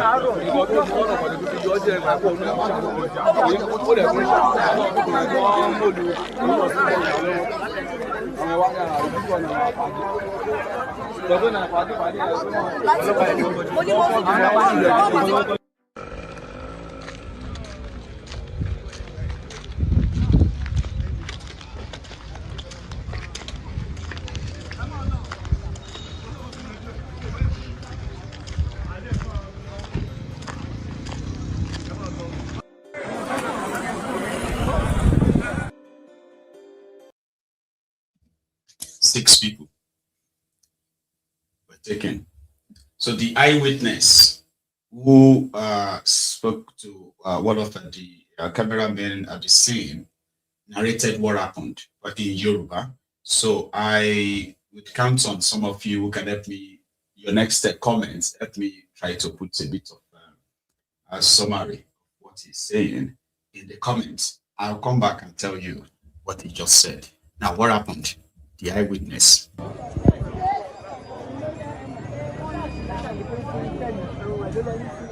Hallelujah, sir. Hallelujah, Daddy.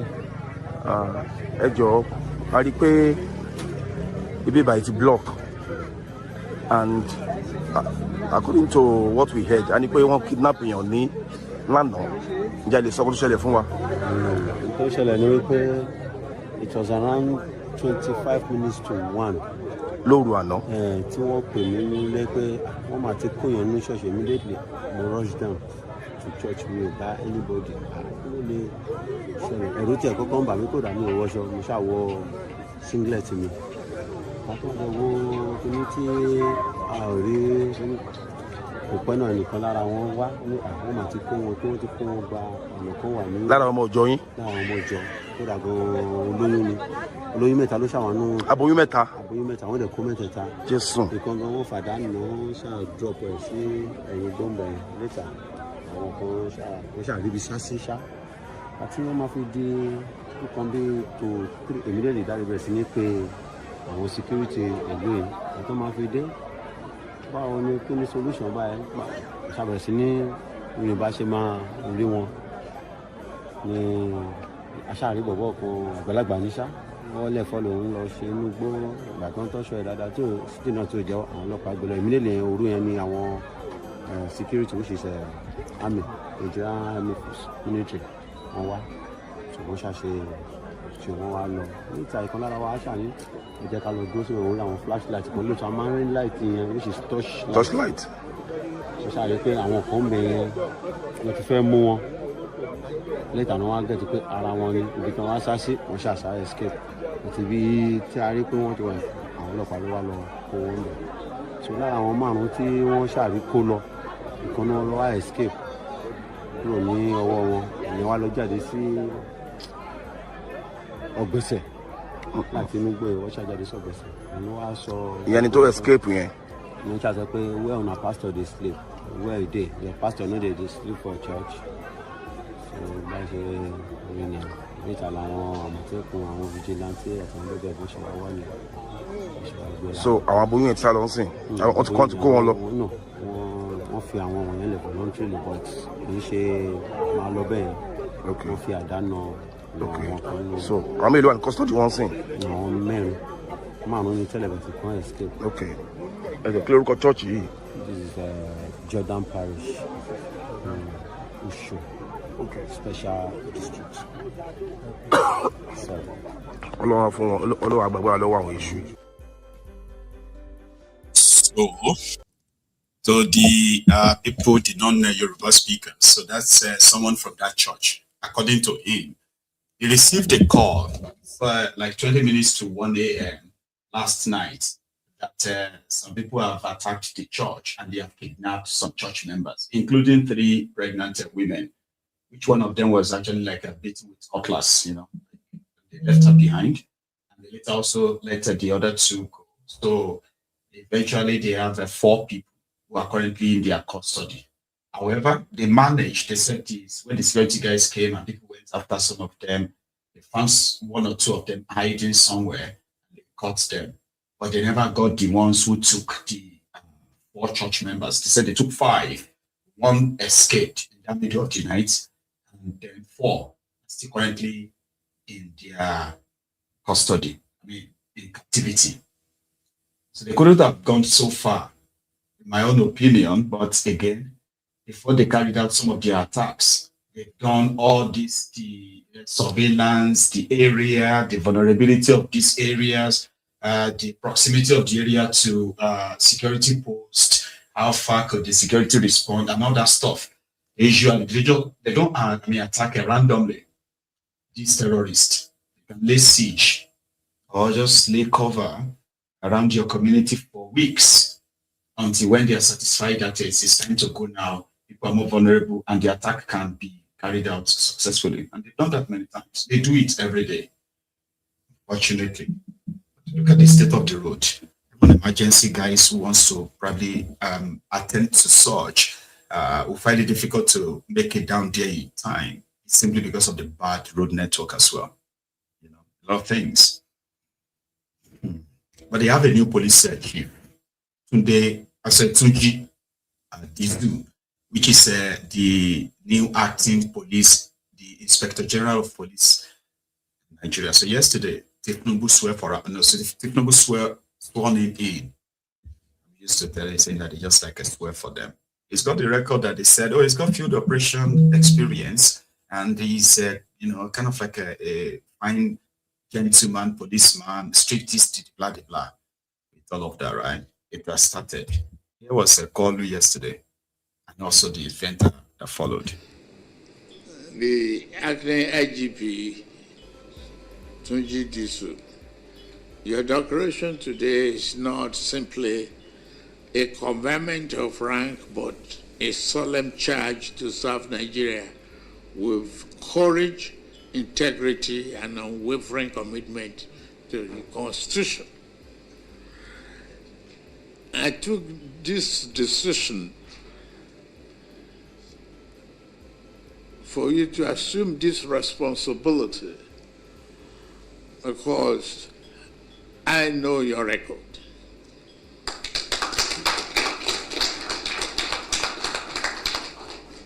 I believe in dedication that you've exhibited while you were in Lagos and I was the governor of Lagos State.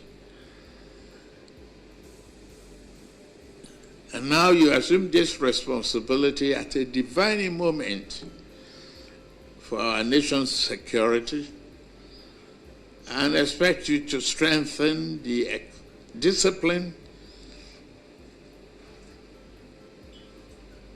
enhance interagency collaboration, and restore public confidence in Nigerian police. Lead firmly but fairly, demand professionalism at every level and ensure that safety of lives and property remains our highest priority.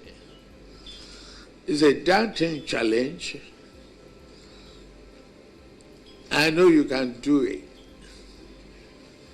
You have my full support as you have to advance the security pillars of Renew Hope agenda. You are a straightforward individual, committed and respected. You have sufficient amount of discipline. And you can draw from experience of Egbetokun, who had been there before you. The commitment I need from you is for you to make it better than you met it.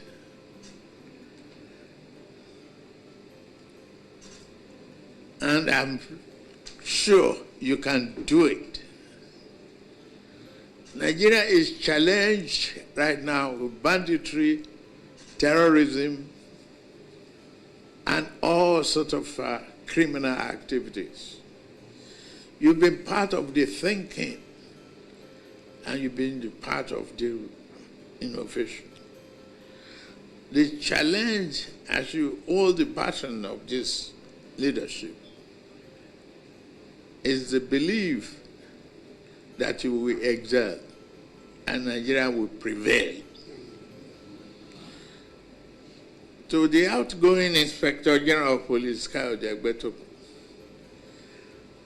I extend the gratitude of the entire country, Nigeria. We are a grateful nation to you for our dedication in service, exhibition of good leadership, attribute within the force. You have served with commitment and extension. And Nigeria appreciates your contribution to maintaining law and order in our country. As you conclude this chapter of public life, I wish you and your family continued peace, good health, and success in all your future endeavors. One thing you should look back and remember is this. You have not succeeded without a good successor. Therefore, the success of a Tunji Disu IGP, when confirmed,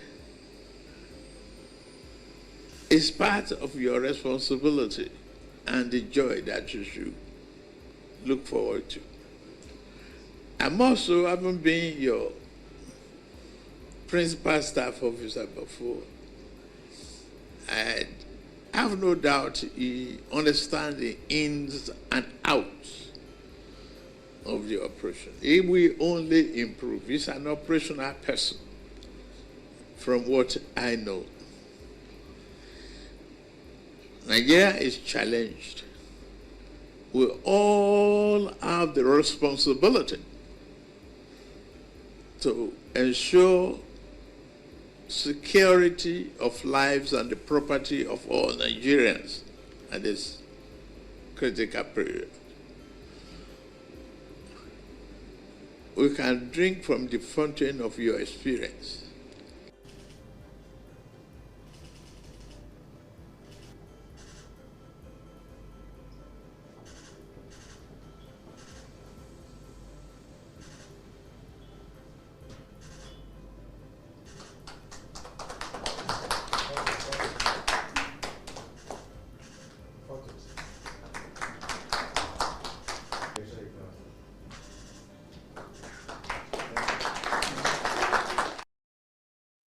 And the guy, after that, he also had this to say, just extra. Then he went on to the first where Egbetokun had to hand over to him, but here first. Thank you so much. Honestly, The appointment means a lot to me. It means a lot to me because I have the love of my profession, the love of the country, and it came at a time I was not expecting it. That makes me give thanks to the President of the Federal Republic of Nigeria for his magnanimity to see me fit to be appointed as the Inspector General of Police. Okay, so what would the President seems to believe so much in you. He spoke glowingly of you, of your career. He knows a lot about your past. So what does this do as in form of encouragement towards the assignments you have at hand? The President mentioning a lot of activities about me, mentioning areas I've worked, mentioning successes I've recorded as a policeman, brought emotion to me, almost brought me to tears. It shows the President took his time to monitor officers working everywhere in the country. And it shows the President was throwing a challenge at me to go out there and do what I'm known for and ensure that I bring peace, recognition, and to the country. Okay, so what will be your top priority for Nigeria? My top priority, one of the first lectures I'm going to have with my men, I'm going to talk to them, let them know that the citizen of the country are the boss. It's very, very important for them to know that no police anywhere in the world can succeed without the cooperation of members of the public. I'm going to ensure that I take their welfare into consideration because people who are motivated are putting their best. So what charge will you be giving to your men and officers for the public to know and keen into your vision for the police? I will let them know that the area of impunity is over. I will ensure that I train them and encourage them to ensure they follow human rights. I will ensure that they know that I will try to follow a regime of zero tolerance to corruption. And most importantly, I'm going to drum it into them that we can never succeed without the cooperation of members of the public. I will make sure I do that. And most importantly, again, the country is facing a particular problem now, issue of banditry, insurgency. I know all police officers around have been doing their best.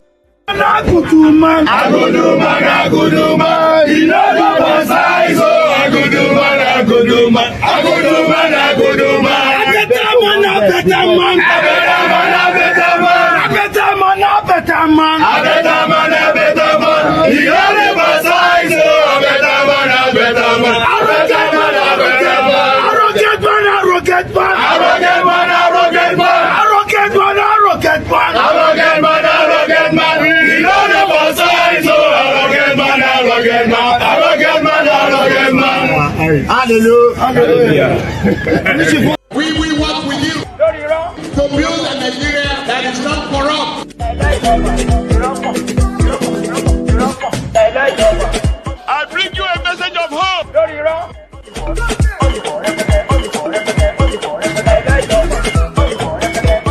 We are going to spend a lot of resources on education. I've heard a lot before. They all have the same thing to tell you. Once they change a guard, they will tell you about how this one is going to try to be different, but nothing. The more things changes, the more they remain the same. Let's go to Lagos around the top. Right today, the Wahabi Wule and his men, they were out. And at this time, it was around the area called the Abule Ado in Lagos, where destitutes, homeless people have now converted a pedestrian bridge to their homes. And this time, according to Wahabi Wule, 50 of them were apprehended, taken to where? I don't know, but you all know the drill. They take them away, and in another 1 week or two, the entire place is populated again, and they continue to cycle like that because there is no real provision for these vulnerable Nigerians. Not anywhere. And they don't really see it as a problem, by the way. So people live under the bridges, even before I was born. and they're still living under the bridge. Now that I have my own children, that will soon start having their own children. It won't change.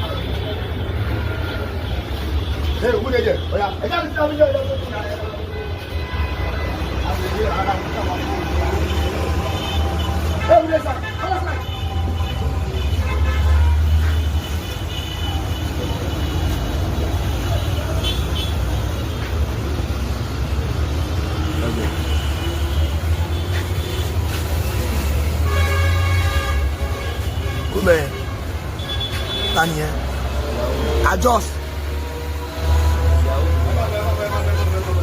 We'll be proud. Hey, we really do you, my man.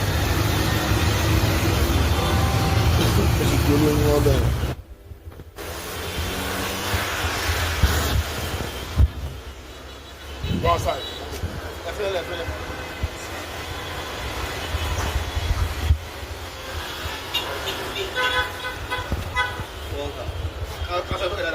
Left.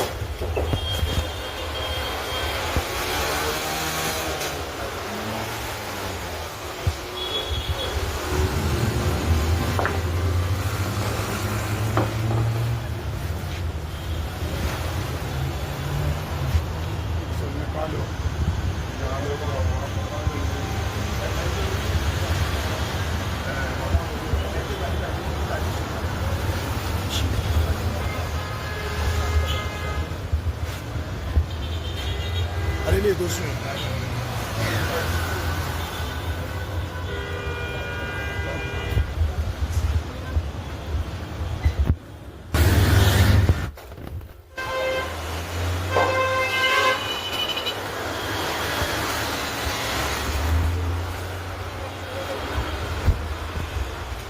Jangan sesat dia.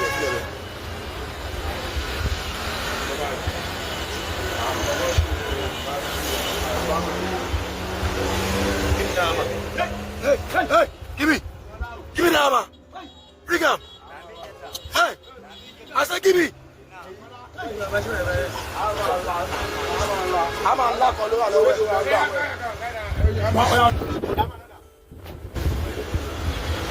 Don't worry, we'll have one aqua to be on here.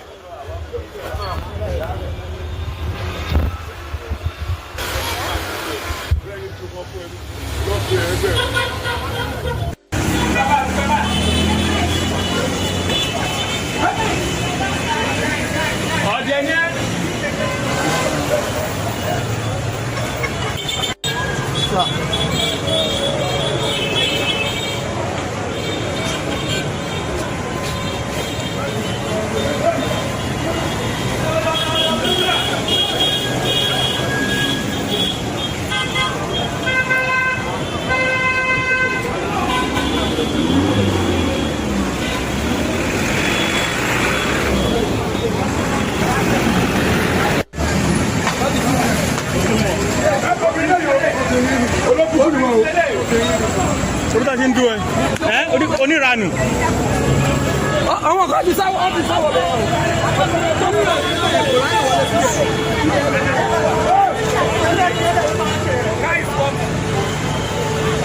Thank you.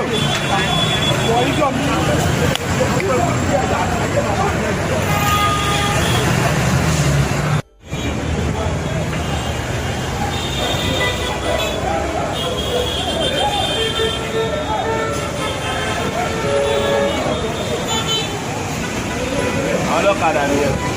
Mo dáadáa.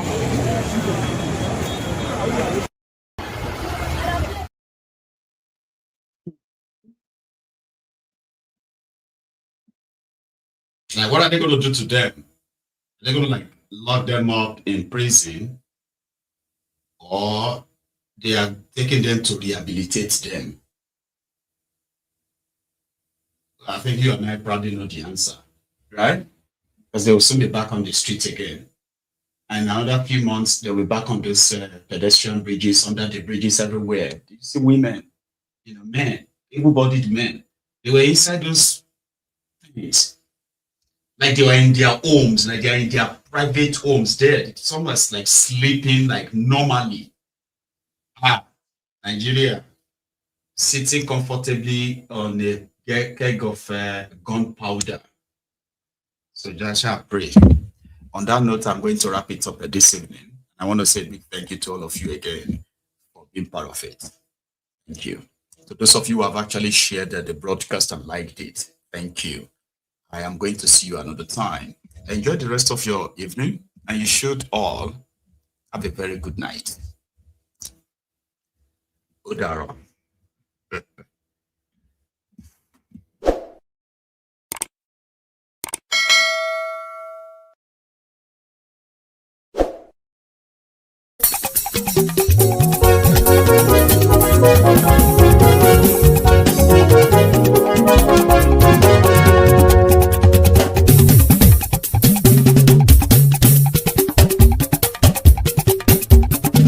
Maiyegun làwa mọ̀ làmọ̀ tó dòdòdò.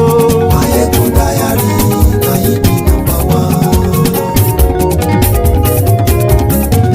Maiyegun làwa mọ̀ làmọ̀ tó dòdòdò. Maiyegun dáyàrí Maiyegun nọ́mbà wá. Maiyegun ti dé o ọ̀rẹ́ ara ìlú. Maiyegun dáyàrí Maiyegun nọ́mbà wá. Lórí Facebook, lórí YouTube. Maiyegun dáyàrí Maiyegun nọ́mbà wá. Gbogbo bó ṣe ń lọ ni Maiyegun já wa sí. Maiyegun dáyàrí Maiyegun nọ́mbà wá. Àṣírí ọ̀jẹ̀lú kì í bò níbẹ̀ o. Maiyegun dáyàrí Maiyegun nọ́mbà wá. Bó bá ṣe eré àní Maiyegun máa wí. Maiyegun dáyàrí Maiyegun nọ́mbà wá. Ó sì tún ṣe eré wàá gbọ́ níbẹ̀ o. Maiyegun dáyàrí Maiyegun nọ́mbà wá. Maiyegun dáyàrí Politico. Maiyegun dáyàrí Maiyegun nọ́mbà wá. Godfatherism kò sí lọ́rọ̀ Maiyegun. Maiyegun dáyàrí Maiyegun nọ́mbà wá. Ẹ farabalẹ̀ sẹ́ o kẹgọ́rọ̀ lẹ́nu o. Maiyegun dáyàrí Maiyegun nọ́mbà wá. Àní Maiyegun làwa mọ̀ tó dòdòdò. Maiyegun dáyàrí Maiyegun nọ́mbà wá.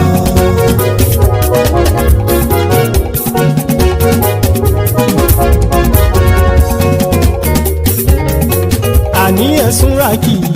Maiyegun ti dé. Maiyegun ti dé. Ọ̀jẹ̀lú ẹ̀sùn rákì. Maiyegun ti dé. Àní ẹ̀sùn rákì. Maiyegun ti dé. Lórí Facebook. Maiyegun ti dé. Àní ẹ̀sùn rákì. Maiyegun ti dé. Lórí YouTube. Maiyegun ti dé. Àní ẹ̀sùn rákì. Maiyegun ti dé. Bọ́ bàbá gbé wúrẹ́. Àní ẹ̀sùn rákì. Maiyegun ti dé. Ijó ìgbádìyẹ. Maiyegun máa wí. Àní ẹ̀sùn rákì. Maiyegun ti dé. Pẹ̀sìdó bá rúfin o. Maiyegun máa wí. Àní ẹ̀sùn rákì. Maiyegun ti dé.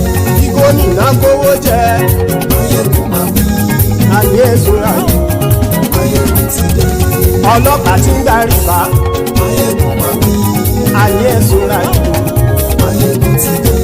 aṣòfin tí ń rúfin o. Maiyegun máa wí. àní ẹ̀sùn ràjò. Maiyegun ti dé. òpùrọ́ olóṣèlú. Maiyegun máa wí. àní ẹ̀sùn ràjò. Maiyegun ti dé. ọ̀jẹ̀lú ẹ̀sùn ràkì. Maiyegun ti dé. àní ẹ̀sùn ràkì. Maiyegun ti dé.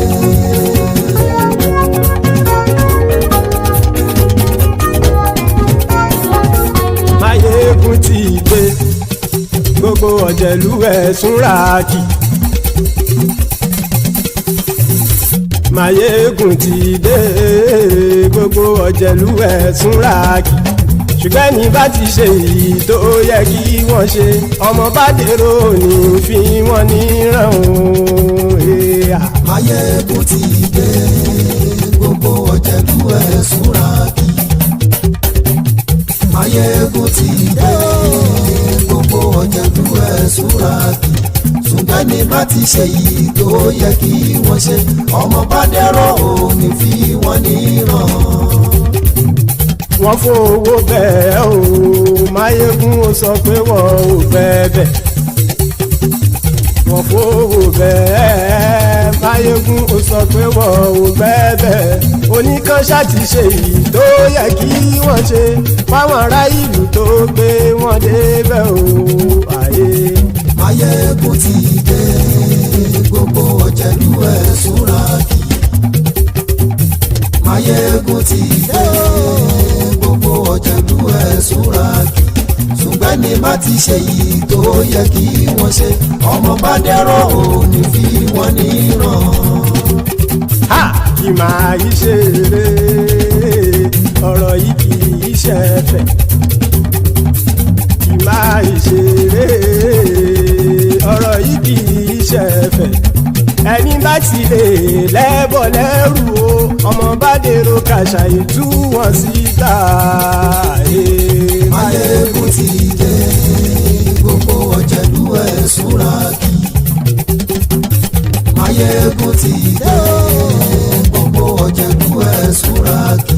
ṣùgbọ́n ní bá ti ṣe yìí tó yẹ kí wọ́n ṣe ọmọ bá dẹ́rọ̀ ò ní fi wọ́n níran. tẹnitẹni ọmọ Maiyegun ọ̀rẹ́ ara ìlú mọ̀mọ́ ni mo fọlọ́hún ṣọ́ ẹ̀ bá kìlẹ́bù. lóòótọ́ olódodo ìlú ọ̀tá ìlú mọ̀mọ́ ni ìwọ ṣá máa ń ṣọ́ra kò sì mọ́ bẹ̀rù. bọ́tà ń lè rí bóníṣègùn lé káwọn mọ̀mọ́ fi ṣera wọn ni ó ti dẹrùn tí wọn ò gbọ́dọ̀ sì mọ́bẹ̀. èèpo ọ̀bọ̀lọmọ bá dérò tàjẹ́ ò gbọ́dọ̀ jẹ́ ó ti dọba lórí àbínú ẹni kò sì mọ́ fòyà. àìsíwọ́lu ní ẹnìkẹ́ ìgbódì ẹyin lábàrá o ó kó ẹni tó bá dán o àkàmù. Maiyegun ti dé. gbogbo ọ̀jẹ̀lú ẹ̀sùn ràkì. Maiyegun ti dé. gbogbo ọ̀jẹ̀lú ẹ̀sùn ràkì o. ẹni bá ti ṣe yìí tó yẹ kí wọ́n ṣe ọmọ bá dèrò òní fi wọ́n níran o. Maiyegun ti dé. gbogbo ọ̀jẹ̀lú ẹ̀sùn ràkì. Maiyegun ti dé. gbogbo ọ̀jẹ̀lú ẹ̀sùn ràkì.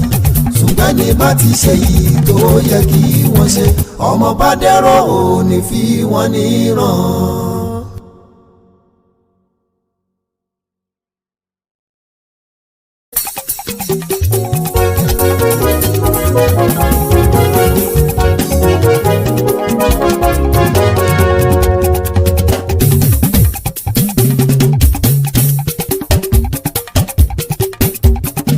Maiyegun làwọn mọ̀ ọ́ làmọ̀ tó dódòdó. Maiyegun dáyàrí Maiyegun nọ́mbà wá. Maiyegun làwọn mọ̀ ọ́ làmọ̀ tó dódòdó. Maiyegun dáyàrí Maiyegun nọ́mbà wá. Maiyegun ti dé o ọ̀rẹ́ ara ìlú. Maiyegun dáyàrí Maiyegun nọ́mbà wá. lórí Facebook lórí YouTube. Maiyegun dáyàrí Maiyegun nọ́mbà wá. gbogbo bó ṣe ń lọ ni Maiyegun já wa sí. Maiyegun dáyàrí Maiyegun nọ́mbà wá. àṣírí ọ̀jẹ̀lú kì í bò níbẹ̀ o.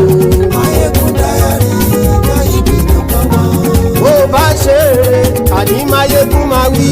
Maiyegun dáyàrí Maiyegun nọ́mbà wá. ó sì tún ṣe eré.